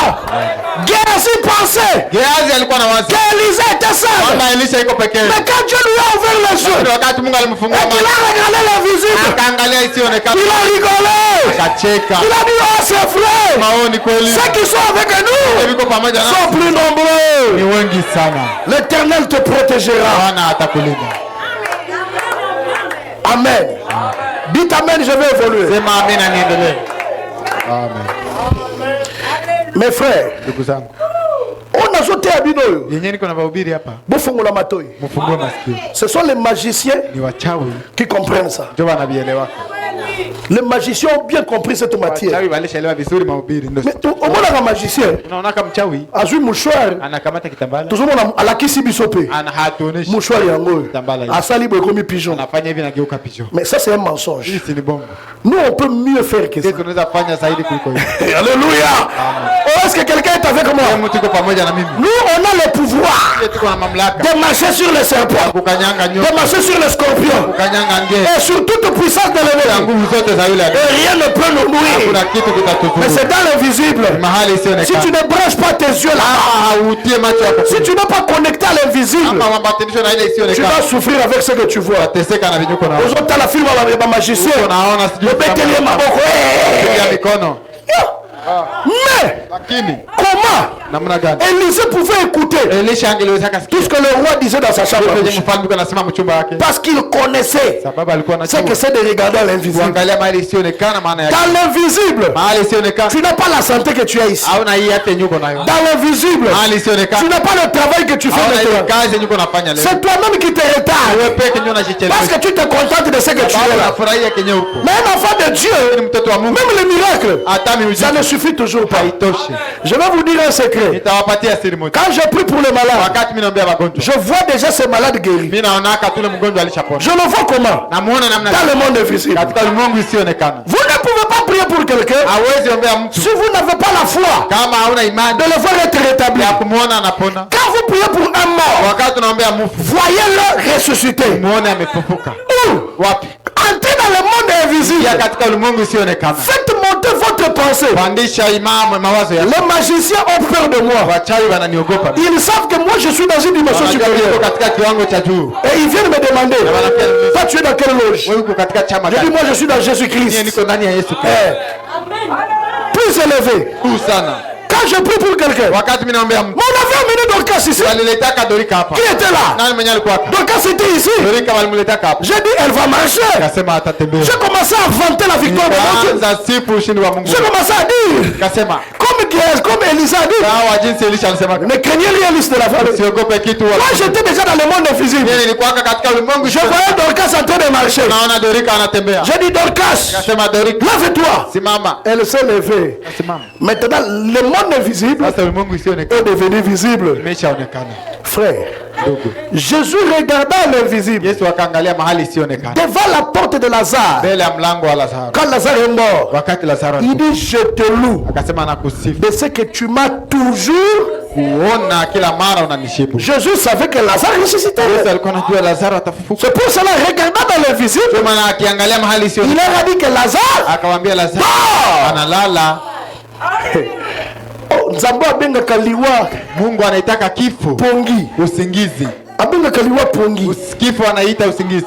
Donc, si tu es pauvre, Ukisema kama uko maskini, tu n'es pas pauvre. hauko maskini, Tu es riche. uko tajiri. Regarde dans le monde invisible. Angalia katika ulimwengu isio. La richesse n'est pas un péché. Utajiri haiko dhambi. Oh, être riche, c'est un péché. Kuwa tajiri ni dhambi. Non, Hapana. ce n'est pas un péché. Haiko dhambi. Il y a eu des riches aussi dans la Kuwa Bible. matajiri pia. Même dans les messages. Hata katika John Charit, Zacharia et les autres. Zakaria na wengine. C'était des frères riches. Walikuwa bandugu tajiri. Frère, Ndugu. si tu continues à dorloter ton état Kama actuel, unaendelea kubembeleza ile hali yako ya ton état négatif, Hali yako mbovu. négatif, hali yako mbovu, tu resteras là. utabakia pale. Une femme, Mwanamke, il y avait deux femmes. kulikuwa mwanamke Une femme est venue avec les béquilles mmoja akakuya na beki dans la ligne de prière. mstari ya maombi. Frère Branham lui dit, Ndugu Branham akamwambia jette ces béquilles. tupa zile beki. Elle dit, ah frère Branham, Ndugu Branham, je ne saurais pas. siwezi weza. Je suis déjà habitué. Je ne sais pas marcher sans ces béquilles. Siwezi weza tembea Frère bila. Branham lui dit, Ndugu Branham akamwambia tu resteras comme ça toute ta vie. utabakia vile maisha yako yote. C'est elle-même qui a confessé. Ni yeye peke ndio Ce alikiri. n'est pas Branham qui l'a maudite. Haiko Branham ndio alimlaani. Elle-même a Yeye confessé peke alikiri de sa propre bouche kwa kinywa chake son état. hali yake. Jette non, Tupa. non. Hapana. Sans ceci, Hii bila hii je ne saurais pas marcher. siwezi weza tembea. Alors tu resteras comme ça. Basi tutabakia kama. Une autre femme est venue Mwingine naye akakuya avec des béquilles. na mabeki. Branham lui dit, Branham akamwambia jette ces béquilles. tupa hizi beki. Elle dit au nom de Jésus, Kama jina la Yesu je les jette. azitupa. Elle a marché. Akatembea. Ça dépend de ce que tu considères. Inatokana na kenye unaona. Ça dépend de là où tu veux rester. Inatokana na kwenye unapenda ubakie. Amen. Amen. Frère, Ndugu, créez-vous un environnement. ujiumbie mazingira. Créez-vous un type de vie. Ujiumbie aina ya maisha. Créez-vous un modèle, un style. Ujiumbie hali fulani. Ce style-là Ile hali va créer quelque chose. itaumba kitu fulani.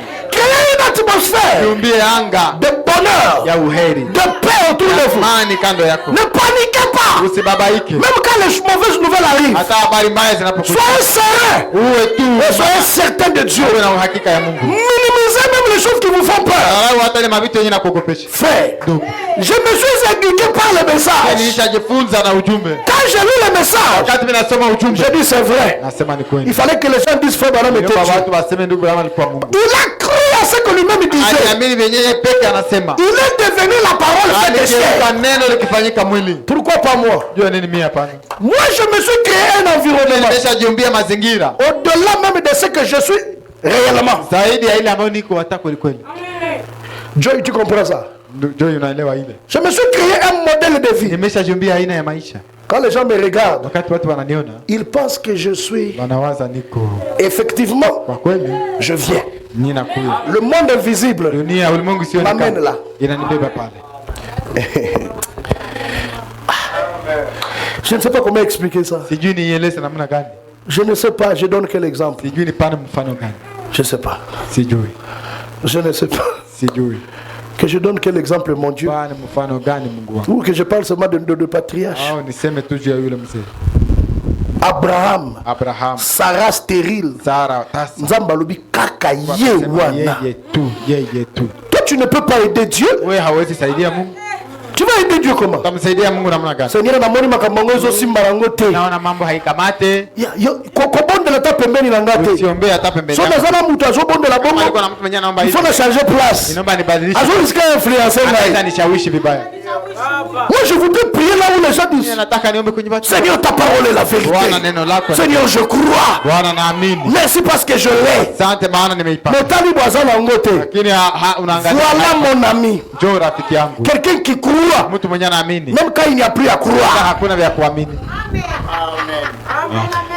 Vous croyez même quand il n'y a plus à Unaamini croire. hakuna tena vya kuamini. Mais vous croyez de toute façon. Unaamini hata hivyo. Parce que Dieu est capable. Mungu iko na uwezo. Frères et sœurs, Ndugu na dada. soyez certains de Dieu. Kuwa na uhakika ya Mungu. Amen. Amen. Abraham a appelé les choses qui n'étaient point Abrahamu akaita vitu vyenye vikukwaka comme si elles étaient. kama vile viko. Ils ont vu l'invisible. Akaangalia mahali isionekana. Donc voir à partir de voir au travers. Akaona kupitia nafasi Il isionekana. vit l'invisible. Akaona mahali isionekana. Dans le monde naturel, Katika ulimwengu kawaida c'était impossible. haikuwezekana. Mais dans l'invisible, Lakini mahali isionekana Abraham voyait Abrahamu alikuwa anaona Isaac. Isaka. C'est pourquoi on l'a appelé père de la foi. Chumana anaitwa baba. Il regarde. Anaangalia. Il voit même, il joue avec Isaac. Anaona yuko anacheza na Isaka. Il voit, il porte Isaac. Anaona anabeba Isaka. Les gens pouvaient voir Abraham sous l'arbre en train de rire. Isaac. Ni mtu anacheka Isaka. Donc, le monde invisible était devenu tellement réel Mungu isionekana yakuwa hakika kwake. que quand il rentrait dans la chair, comme Kiwango ça, anaporudia tu mwili hivi. tout ce qui était contraire Yote yenyewe ilikuwa kinyume. à ce que lui il voyait dans l'invisible, Yenyewe alikuwa anaona mahali tout ce isionekana. qui était différent Yote yenyewe ilikuwa tofauti. était faux. Ilikuwa bongo. Abraham prend Sarah. Abrahamu akakamata Sara. Il dit, Sarah, comment tu vas? Habari gani Sara? Oh, je ne vois rien. Oh, sione Je ne sens rien. Sisikie kitu. Sarah avec les Sara bâtons. na fimbo. Abraham avec les bâtons. Abrahamu na fimbo. Il va où? Wanaenda wapi? À l'Afrique. Kuila Afrika. Faire quoi? Wanaenda fanya nini? Voir les gynécologues. Kuna gynécologue. Quoi? Oh, on va faire l'échographie. Oh, twende fanya échographie. Abraham, unakufanya nini? Abrahamu, qu'est-ce qu'il ne va pas? Allons. Twende. Banatembea banapumuzika mwingi. Quand il marchait, il se repose un peu. Abraham mupumuzike. Reposez-vous. Nipumuzike. Et nous nous reposions. J'attends Isaac. Nango ya Isaka. Comment je vais me reposer? Pumzike namna gani? Je me repose ici, mais je vais arriver. Pumzika hapa lakini nitafika. Et il arrive à l'hôpital. Anafika hospitali. Il demande les examens. Anaomba vipimo. Il dit, ma femme n'a encore rien vu. Bibi yangu haya wana kitu. Mais je vais voir l'échographie. Pime kwanza nione échographie. Le médecin dit non, rentrez à la maison. Anasema hapana rudia. Il dit, c'est mon argent, je vais payer. Ni pesa zangu nitalipa. Regardez l'échographie. Muangalie échographie.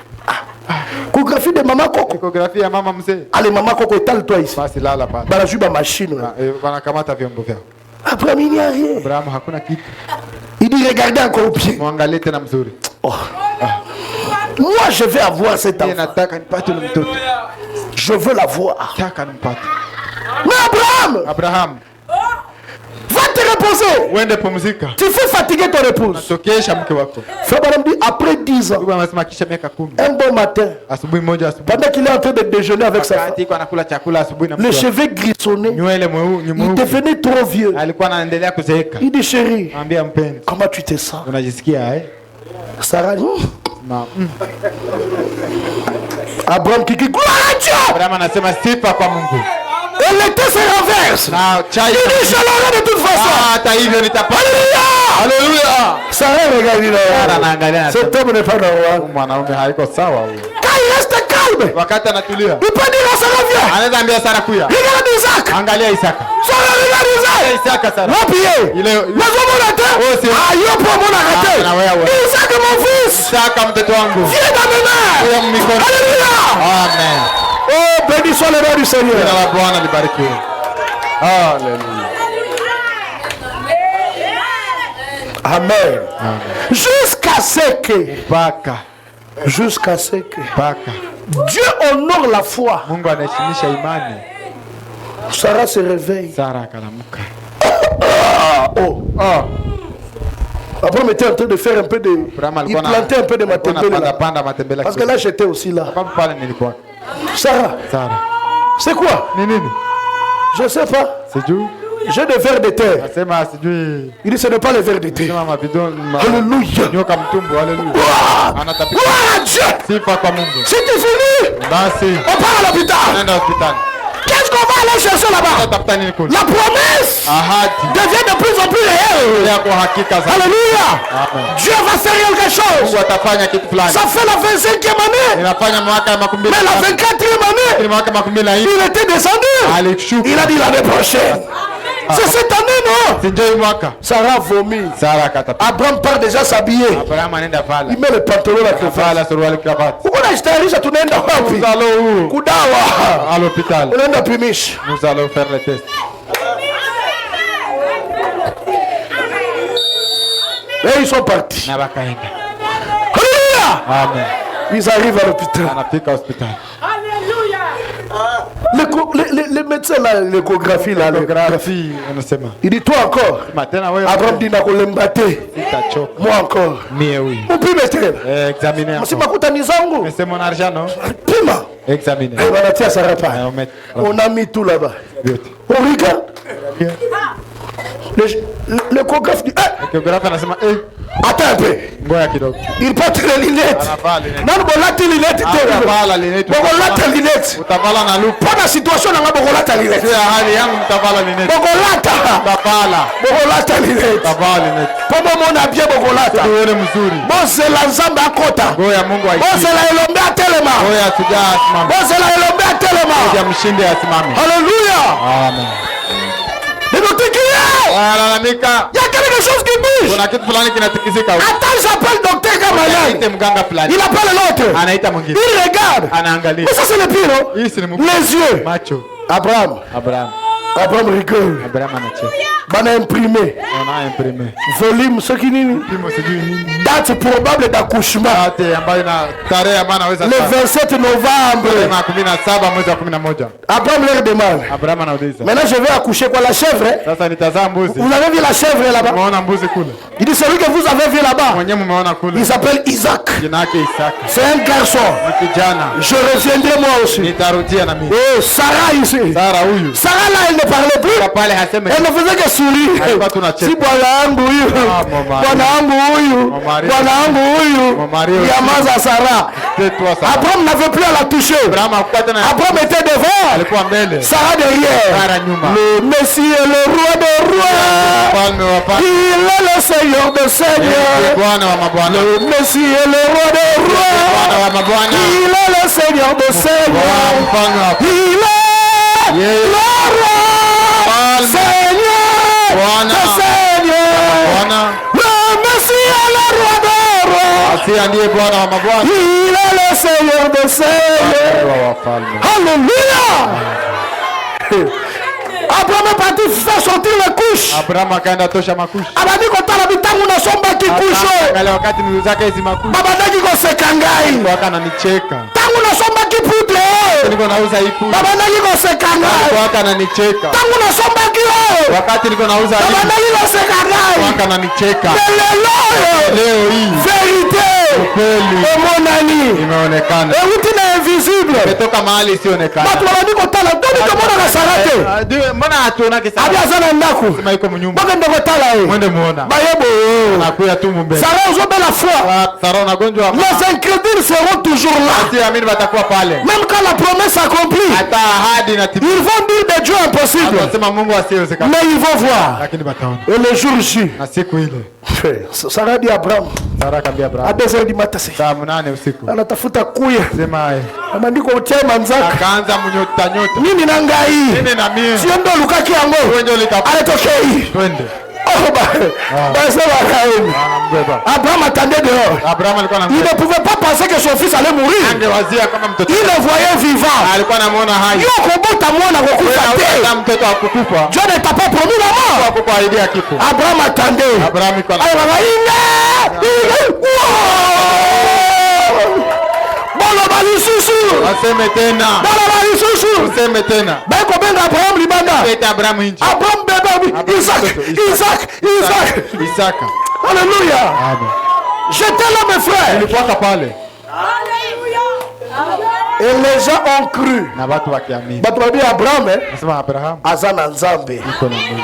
Il ne mentait pas. Hakukuwa anasema 25 ans durant. tarehe 25. Frère, Miaka ça 25. dépend de ce que tu vois. Inatokana na kenye unaona.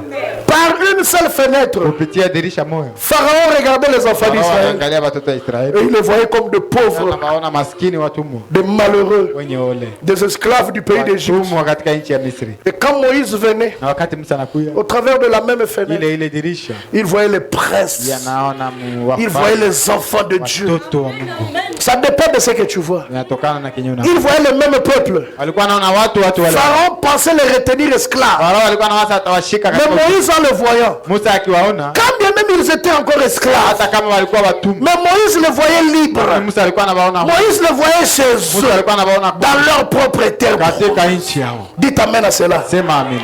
Ne regardez pas ce que vous voyez. Usiangalie kenye Ne unaona, regardez pas ce que vos yeux vous montrent. usiangalie kenye macho yake na Regardez à la promesse de Dieu. angalia ahadi ya Mungu. Que dit la Bible? Biblia inasema nini? Que disent les Écritures? Maandiko inasema nini? Amen. Amen. Des fois, nous utilisons la foi Wakati mwingine tunatumia imani pour de petites choses. kwa vitu kidogo kidogo, Mais quand on vous dit, lakini wakati wanakwambia de la même manière que tu crois, jinsi unaamini, qu'après qu'ici tu seras à la maison, kutoka hapo utaenda nyumbani, crois aussi mêmement amini vile vile que Dieu a entendu ta prière. Mungu amesikia maombi yako. Qui c'est qui va rentrer chez lui Nani mwenyewe anajua atarudia après ici? kisha hapo? Vous savez, Si mnajua vous avez déjà une image umeshakuwa na picha de comment même vous allez ouvrir la maison. namna gani utafungua nyumba. Vous savez, Unajua les riz là et les haricots que vous avez laissés là. ile à gauche. wale na maharagi wenyewe uliacha Il y pembeni. a des gens qui se voient déjà en train de manger ça. Hakuko watu wiko wanajiona viko wanakula wali na N'est-ce maharagi. pas? Si ndio? Je vous dis la vérité. Nawaambia Il y kweli. a des gens qui voient, ils commandent quelque chose. Wengine viko naona namna gani kitu fulani. Frites et le poulet. Frite na kuku. Et il a déjà l'argent dans la poche. Haiko na pesa mfuko. Il sait que c'est 10 $. Anajua dola Je vais payer 6. nitalipa 6 $2 c'est pour le jus. dolari ya Et je vais dormir. Na mimi na- Il a ça. Siko na ile. Mais vous le voyez calme là. Lakini unamwona anatulia pale. Mais il a la foi. Lakini iko na imani. Il ne pense pas aux obstacles qu'il peut rencontrer Hawazie vizuizo vyenyewe anasema avant d'arriver à ça. mbele ya kufikia Mais hiyo. quand vous lui dites, Ukimwambia sasa chômeur, hauna kazi, tu auras du travail, utapata kazi. il commence à réfléchir. Anaanza fikiri. Comment? Namna gani? Ma famille, Jamaa yangu. personne ne me connaît. Hakuna hata mtu maana Mais nijua. comment tu sais que tu vas rentrer Sasa chez toi? unajua utarudia kwako namna gani? Tu peux mourir encore de Unaweza kufia tu mjini. Tu ne penses même pas à la mort. Hauwazii hata kitu. Tu vois déjà Uko naona l'oswana, ile mwali ile. toi liangote. Usiku mtu akuikula. Mais aux arbres, Lakini uko hapo. mon outil la moi espoir. Kuna tumainia Mon soir ile. ebi que soka bimiao. Mwingine anajua akitoka hapa Aleki na café resto. anapita ku cafeteria. Maziwa na de chapati Ziwa bana na kunja hivi. chapati. Anayua. Anajua. Il sait. Anajua. Mais comment tu sais? Unajua namna gani? Mais lorsqu'on vient te dire aussi, Wakati tunakuwa kuambia sasa. parce que frère Madame dit que la foi est toute simple. Sasa sababu ndugu yangu anasema imani ni rahisi sana. Mais quand maintenant il faut entrer dans la foi, Sasa wakati nabii les gens pensent qu'il faut qu'ils fassent des watu gymnastiques. wanawazi namba wafanye sijui vitu gani. Oh mon Dieu, pourquoi ça? Kwa nini ile? Amen. Je termine. Namaliza. Mais ça vous fait quand même du bien. Lakini sinawafurahisha. Voyez-vous Ujione dans le monde invisible. katika ulimwengu usionekana. Ornez-vous de tout ce que vous voulez. Ujipambe na yote ambayo unataka. L'homme Mtu est la réalisation ni utimilifu de ce qu'il pense être. ya vile vinyana wazia fuku. Même bilambo lati. Hata manguo zenyewe Et unavaa où tu n'as ma canisse. zinatoka mawazo. Non, là, t'as oyo, oyo. Utavala hivi na hivi. Tu avais le choix, tu as. Ulichagua Le choix là est venu d'une pensée. ile chaguo sitoka mawazo. Dans une veste à bleu. Oyo. Kamata hii vest ya blue. Bon, ça, dans mon côté. Hein. Hauna moyo tu. Aux yeux. Oyo. Unakamata J'ai hii chemise à pembe. Nakamata J'ai chemise. cravate. ya mweupe Ça vient de la pensée. inatoka mawazo. Amen. Ce que tu es Yenyewe huko aujourd'hui, leo c'est ce que tu as pensé être il y a quelques yenyewe années. uliwazaka kunapita miaka fulani. Et ce que tu vas devenir, Na kenye utakuwa kule. commence à les penser Anza maintenant. viwaza sasa hivi. S'il y avait du désordre Kama kulikuwa mchanganyiko dans tes pensées, mawazo yako, mets de l'ordre. ipange. Casse les pensées mauvaises. Bomoa mawazo yote C'est mabaya. pourquoi même la Bible dit, Ndio maana Biblia yenyewe inasema ne pensez plus aux événements passés. usiwazie tena matukio yaliyopita. Parce que ceux qui ont l'amertume kaka ya lobby, Sababu kama ungana na ile uchungu ya ça va influencer ton avenir. tashawishi kesho C'est yako. pourquoi frère Branham dit, Ndio maana ndugu Branham anasema pensez juste, uwaze mazuri, agissez juste, et vous serez obligé de terminer utashuhudia juste. kumaliza vizuri. Ordonnez vos pensées. Panga mawazo yako. Mais il y a des malheureux. Le malheur que nous vivons commence dans notre état d'esprit. Ole yenyewe tuko tunaishi inaanzia ndani ya hali ya roho zetu. Vous êtes malheureux parce que dans votre esprit, vous êtes aussi malheureux. Mwenye ole sababu katika roho yako nawaza pia ole. Vous pensez que le bonheur, c'est seulement chez les autres. Wewe unawaza tu heri ni kwa wengine. Ah, lui, là, il a témoigné. Yeye ameshuhudia. Peut-être Nzamba Bango Zalaka ya Bango. Ni wao. Celui qui a témoigné, il a donné à Dieu Yeye combien ameshuhudia alipatia Mungu pour que Dieu le sorte de cette Mungu situation. amtoshe mwa ile hali. Quand tu peux corrompre Dieu avec quoi? Unaweza patia Mungu rushwa ya nini? Et foi en Dieu, mon frère. Amini Mungu ndugu yangu. Crois à l'invisible. Amini kwa ile isiyoonekana. Ne regarde pas ton état actuel. Siangalie hali yako ya saa hii. J'ai dit que les magiciens ont maîtrisé ce domaine. Nilisema wachawi wameshashika vizuri mambo. Et les chrétiens ne savent pas ce qu'ils sont. Wakristo hawajui kenye biko. Les chrétiens pleurent. Wakristo ni kulialia. Frère, Donc, l'enfant de Fachi Béton, mtoto wa Fachi Beto en train de pleurer. iko analia. J'ai faim. Ja. J'ai faim. Ja. Il faut qu'on l'amène Watambeba hospitali. au double mental. Santé mentale. Mon santé mentale. Parce qu'il ne sait pas qui il est. Sababu hajui kama yeye ni nani. Est-ce que, Je, laissons l'enfant de Fachi. tuache mtoto wa Fachi. Quand tu as la provision à la maison, Wakati uko na chakula nyumbani. sac de riz, sac de macal, bunga ya makala ya maharagi na nini. yote, Yote. allumettes, pétrole, tout. Meti petroli yote. Est-ce que tu as faim? Unasikiaka njala kweli? Non, non, soit par exemple, est-ce que tu as faim? Unasikiaka njaa? Mais en réalité, tu as faim. Lakini kwa kweli uko na njaa. Unasikia njala. Oui, oui. Mais Lakini quelque chose te console. kitu moja inakufariji. Obi hata na ke wapi? Unasema hata niende wapi? Obi ke. Maboro ziko. Eh. Bon. Vous rigolez. Mais un enfant de Dieu, Mtoto wa Mungu, mon père c'est Dieu. baba yangu ni Mungu. Comment je peux pleurer? Utalia namna gani? Parce que dans notre maison, Sababu mnyumba yetu dans la maison de mon ya père, baba yangu il y a tout. mko vyote. Sur le Bible, Kama unasema nous hivyo, devons raisonner. mtu anaanza wazi. Maintenant, on peut cet exemple la provision Nampatia mfano à ce qui. anacheka, Maintenant, on le dit à Mwanzambe. lakini naambia mambo ya Mungu À ce qui le soute. hacheke tena. Ba frère, beaucoup kola mukolonini. Wadugu, tutakomaa siku gani? Bolela kapo bino moko bolingi. Unalialiaka tu wewe peke unapenda. Nzamba azobikisa sida ti lelo. Anaponya ukimwi mpaka leo. Abikisaka cancer ti Sasa lelo. mpaka leo. Nzamba apesaka musala ti Kazi lelo. anapana mpaka Je leo. vous dis la vérité. Naambia kweli. Afongola kanzela bisika ezate ti lelo. Tia kwenye yako na mpaka leo. Apesaka mabala ti Na lelo. ndoa mpaka leo. Il donne tout ce dont l'homme a besoin. Anapana yote ambayo mtu anahitaji. Si un besoin d'obtenir quelque chose se crée en toi, Kama hitaji ya kupata kitu fulani inaumbika ndani yako. vous me suivez? Unanifuata? Cela veut dire que cette chose existe quelque part. Kitu iko fasi hivi. Elle est dans le monde Katika invisible. ulimwengu isiyoonekana. Dieu a créé l'homme avec la soif d'eau. Mungu aliumba mtu na kiu ya maji. Frère, ce n'est pas parce que je n'ai pas puisé d'eau Haiko juste kushota. ou que je n'ai pas acheté d'eau Au sikuja que je n'aurai pas soif. Ndio kusema sitakuwa na kiu. La soif viendra. Kiu itakuwa. Si je n'ai pas, je vais aller demander chez les Kama voisins. sina naenda omba kwa jirani. Si la soif vient, Kama kiu inakuwa. cela veut dire qu'il existe de l'eau Kusema quelque kuko maji part. basi fulani. Amen. Qui a compris? Nani mwenye ameelewa? Si tu as besoin d'un mari, Kama unahitaji mume, il existe quelque part. iko basi fulani. Maintenant, je te montre la voie pour l'avoir. Sasa nakuonesha njia ya kum. J'avais fait une déclaration. Nilifanya matamshi moja hivi. J'avais dit ceci. Nikasema, Parce que je crois en Dieu. babu mimi naamini Mungu. Ma soeur, Dada, même s'il n'y a pas de frères ici, hata kama hakuna bandugu huku, même si à Goma, il n'y a pas de frères hapa Goma hakuna bandugu qui peuvent t'aimer, bakupenda.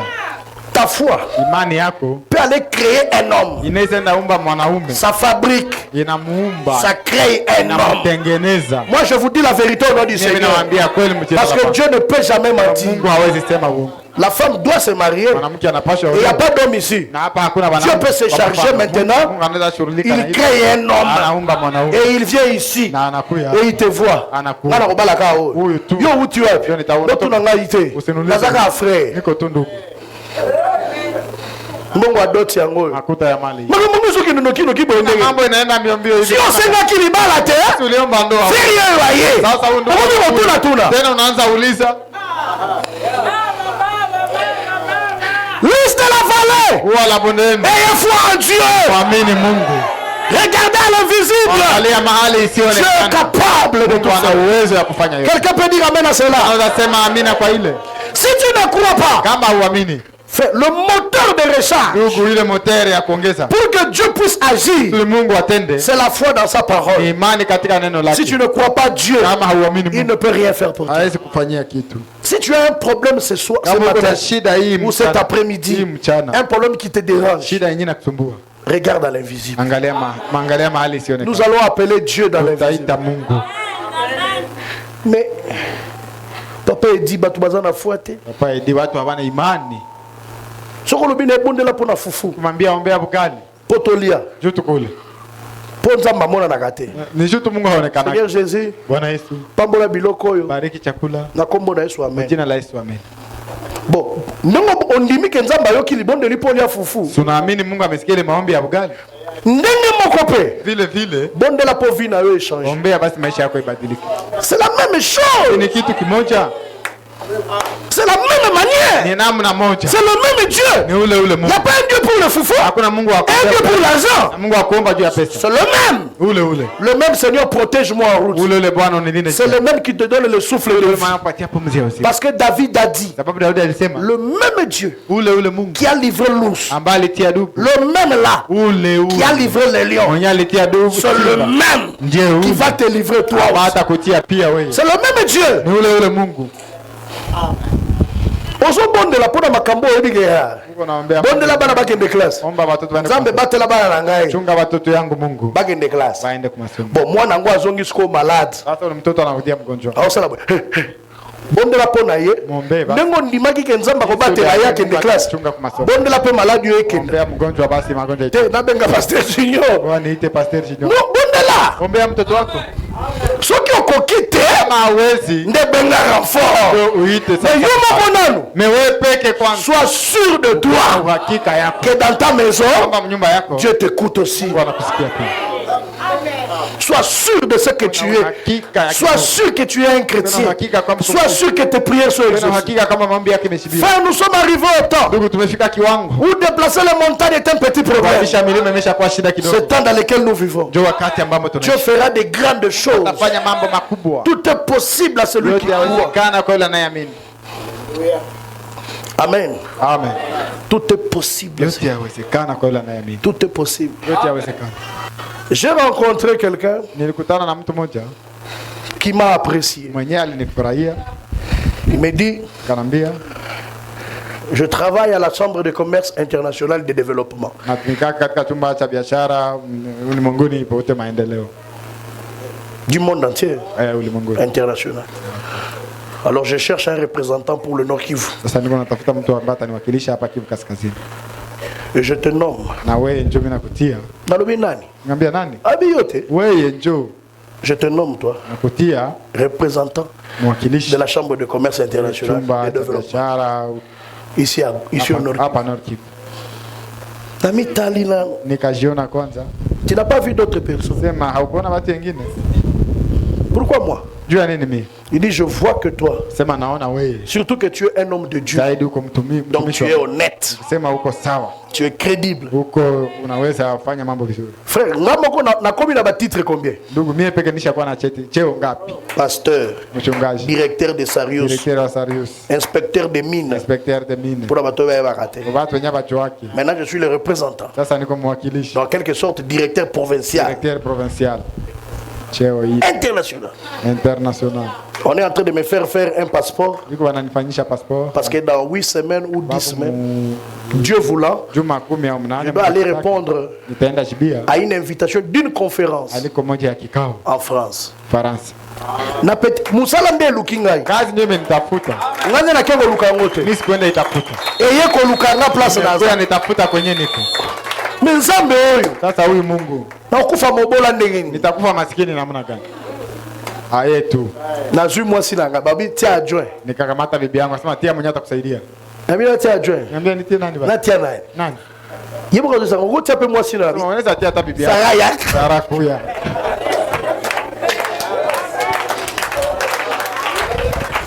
Zalawa. Kuwa pale. O administrateur. Oh mzamini. Joyaka. Kuya hapa. Ezali ka kwa famille. Ni mambo ya jamaa hii. Na oza le sous poste boko Niko fongwa. na ngoja nafasi nyingine. Nata yo beyaka. Tana wewe kuya Eh, hapa. to sa deni. Sasa Soki nzamba pa moli mutu moko. kama Mungu anabariki. C'est pour la bénédiction de tout le monde. Baraka ya wote. Amen. Amen. Bobu ndisanga ite po boko kokate. Usinipiganishe jua mtaniweza. Mais frère, Ndugu. moi je crois à l'impossible. Mimi naamini siwezekana. Na bandeko bangana okende poto. Ndugu anasema mimi nitaenda Ulaya mimi. Okende. Nitaenda. Na okende. Nitaenda. Na ogesa nini? Kufanya nini? Na okende kaka. Nitaenda. Na ukoma nakoma nanu kaka. Nifike kwanza. Wewe unakoyeba na. Yeye nafanya na vishuia kule. Mais nakoma nanu. Mimi nifike yako kwanza. Nakoma nanu kuna. Nifike tu. Wewe usani na ye kaka. Nafanya nimekuya tu. Na ye poto. Nimekuya Ulaya. Poto ngondeza kaboy. Hivi je nakuwa kakumbe. Aya. nagendaki Dubai yao. Nilienda hapa Dubai. Nakomi na tai. Nikaona Ngai pe nakomi yao. mie nimefika Dubai. Tamboli pe. Nikatembea. Mundele pase ngambo Mungu na. ananiomba pesa munjia hivi. Na pesi epe. Oh, nikamupa. Na pesi pe mundele mbo. Nimepatia masimuzo. Ngabe na koti na histoire. Nimeingia mwadisi. Nzamba kotombola yo. Ndugu Mungu atakuinua. Koleka ono na sala na famille na yo te. Pita ile ambayo haiyafanyika kama jamaa. Loba amen. Sema amen. Loba amen. Amen. Loba amen. Amen.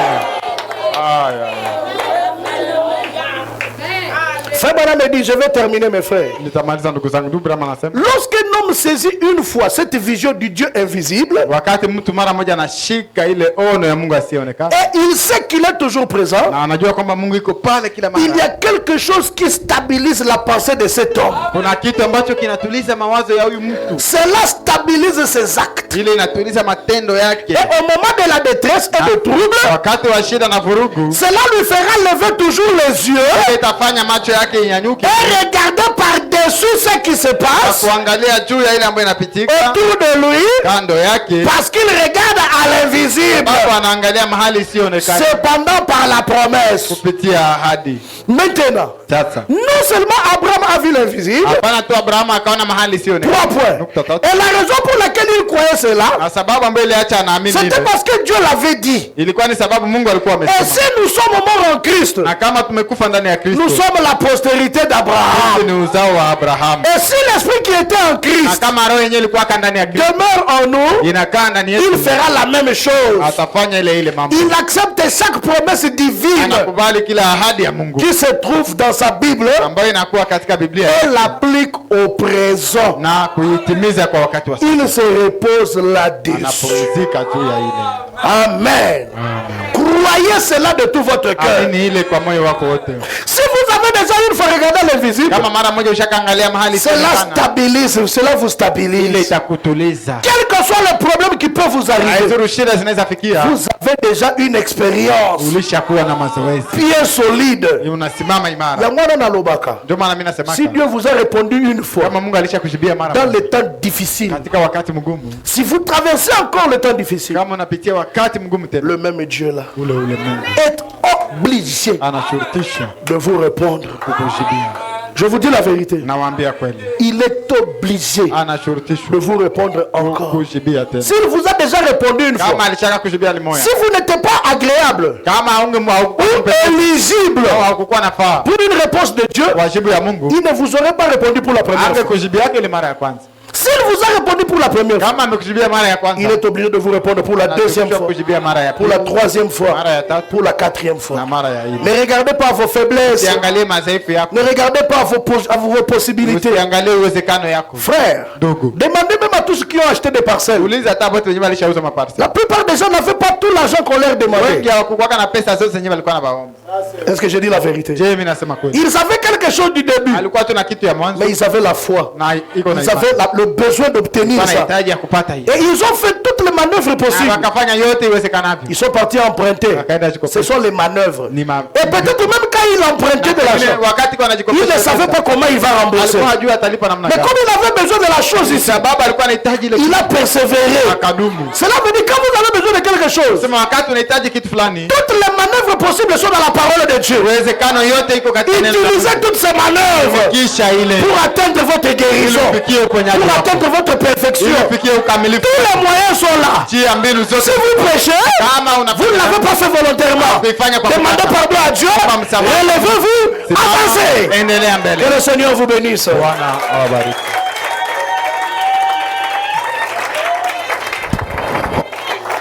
Nous allons nous lever pour prier le Seigneur. Tutasimama tuombe Bwana.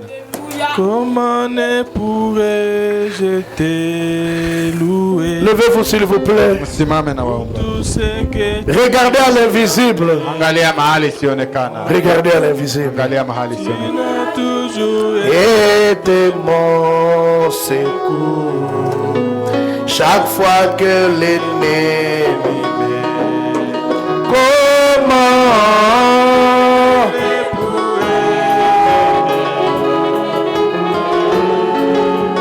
pour tout ce que tu as fait pour moi.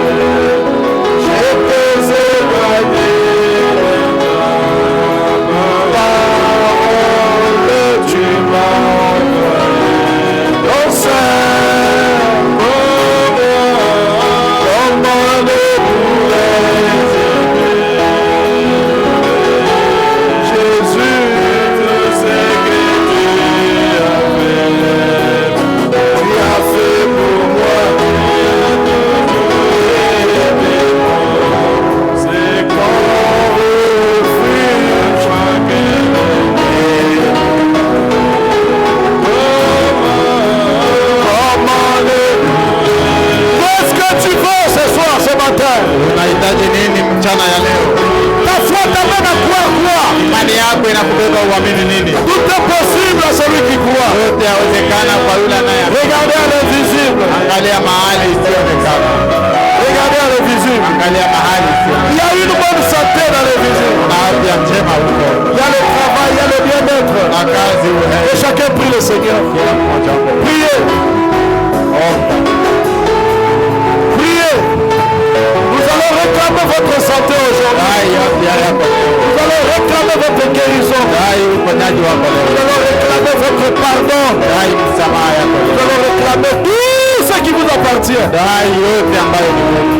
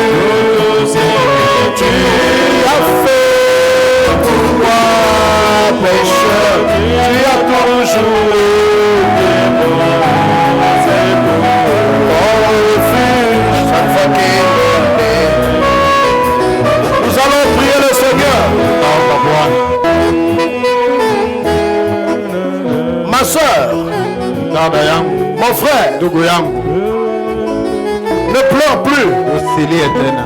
Tout est dans l'invisible. Yote iko mahali isionekana. Dieu sait Mungu anajua quand, comment te le faire parvenir. wakati gani, namna gani atakufikisha. N'oublie pas que ta foi aussi Usisahau imani yako pia fera quelque chose. itafanya kitu fulani. Jésus disait, Yesu alikuwa anasema ta foi t'a guéri, imani yako imekuponya, ta foi t'a sauvé. imani yako imekuponya. Jésus disait encore, Yesu alikuwa anasema tena, qu'il te soit fait selon ta foi. tendekee kulingana na imani yako. Et foi en Dieu. Mwamini Mungu, Ce que tu veux, tu peux l'obtenir. yenye unataka unaweza kipata, Même si c'est un avion. hata kama ni avion. Je veux dire, quelle que soit la grandeur de la chose que tu veux. Sema aina gani, akina ukubwa gani. Frère Baraam me dit, Ndugu anasema Dieu donne des grandes choses kwa baraka vitu vidogo plus faciles que les petites choses. kubwa kuliko vitu vidogo. Et il nous exhorte à demander de grandes choses. Anatuonya kumwomba vitu vikubwa kubwa. Si vous avez besoin de quelque chose, Kama unahitaji vitu fulani, cela veut dire que cette chose existe quelque part. ile kitu iko fast Et il est dans l'invisible. na iko mahali sio. Regardez à l'invisible. Angalia mahali sio. Aujourd'hui, Leo si vous ne doutez pas dans votre cœur, aushakie moyoni mwako, Dieu vous fera parvenir cette Mungu chose. atakufikishia ile kitu. Levez simplement votre main. Nyanyua tu mkono. Quand je vais prier pour vous, Wakati nitakuombea. voyez cela. Amini. Même si un dossier d'un enfant bloque quelque part, Kama kuna kesi ya mtoto ambaye anazuia un dossier, une demande spéciale dans votre cœur, fulani ya kipekee moyoni mwako, Dieu vous l'accordera. Mungu atakupatia. Dieu notre Père Céleste, Mungu Baba yetu wa mbinguni, regarde les larmes de certains de tes enfants. angalia machozi ya wamoja wa watoto Regarde wako. toutes ces mains qui se sont levées. Angalia mikono yote ambayo imenyanyuka. Tes enfants croient en toi, Seigneur. Watoto yako wanakuamini Bwana. Ils croient que dans l'invisible, Wanakuamini mahali là isiyoonekana. où tu nous invites à regarder, Wenyewe unatualika kuangalia. il y a tout, Seigneur. Kuna vyote Bwana.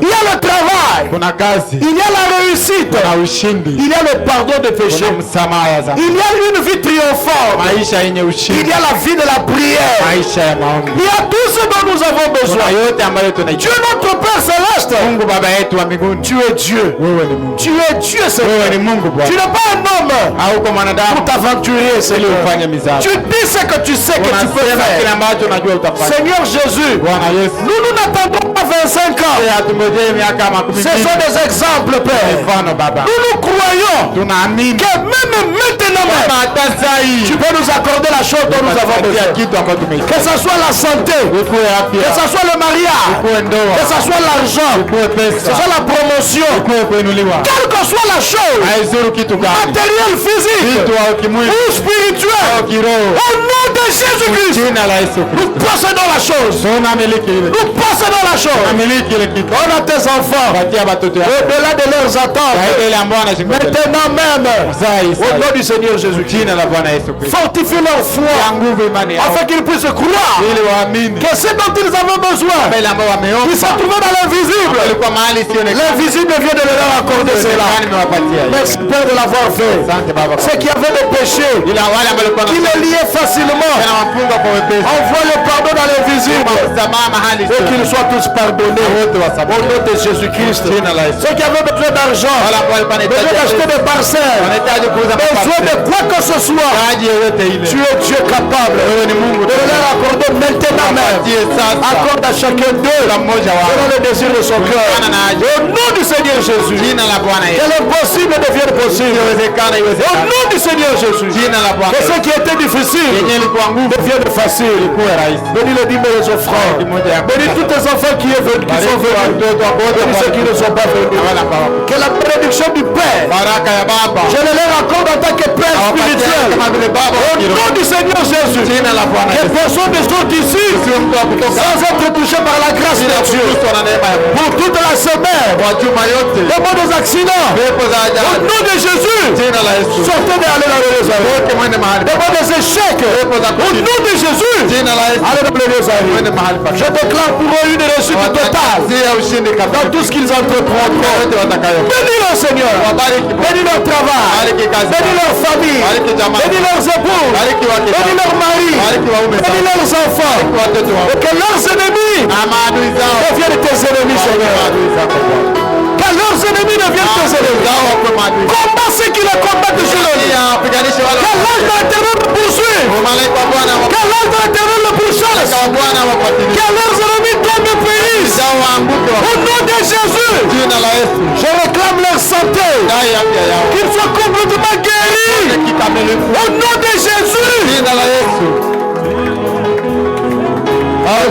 Merci Père. Asante Baba. Merci de l'avoir fait. Asante kwa kuifanya. Merci parce que le diable a lâché prise. Asante maana shetani Et Jésus a na gagné. Yesu ameshinda. Merci pour tout Père. Asante kwa yote. Fortifie la foi de tes enfants Imani ya afin watoto qu'ils puissent croire ili waamini que tout est possible à celui qui kwamba yote yanawezekana kwa S'ils n'ont pas la foi, kama hawana imani. prends la mienne Seigneur. Hata yangu Bwana. Exerce cela sur eux. Uitie juu yao. Pour ta gloire. Yote kwa utukufu. J'ai ainsi prié au nom de Jésus-Christ notre Dieu. Amen. Amen.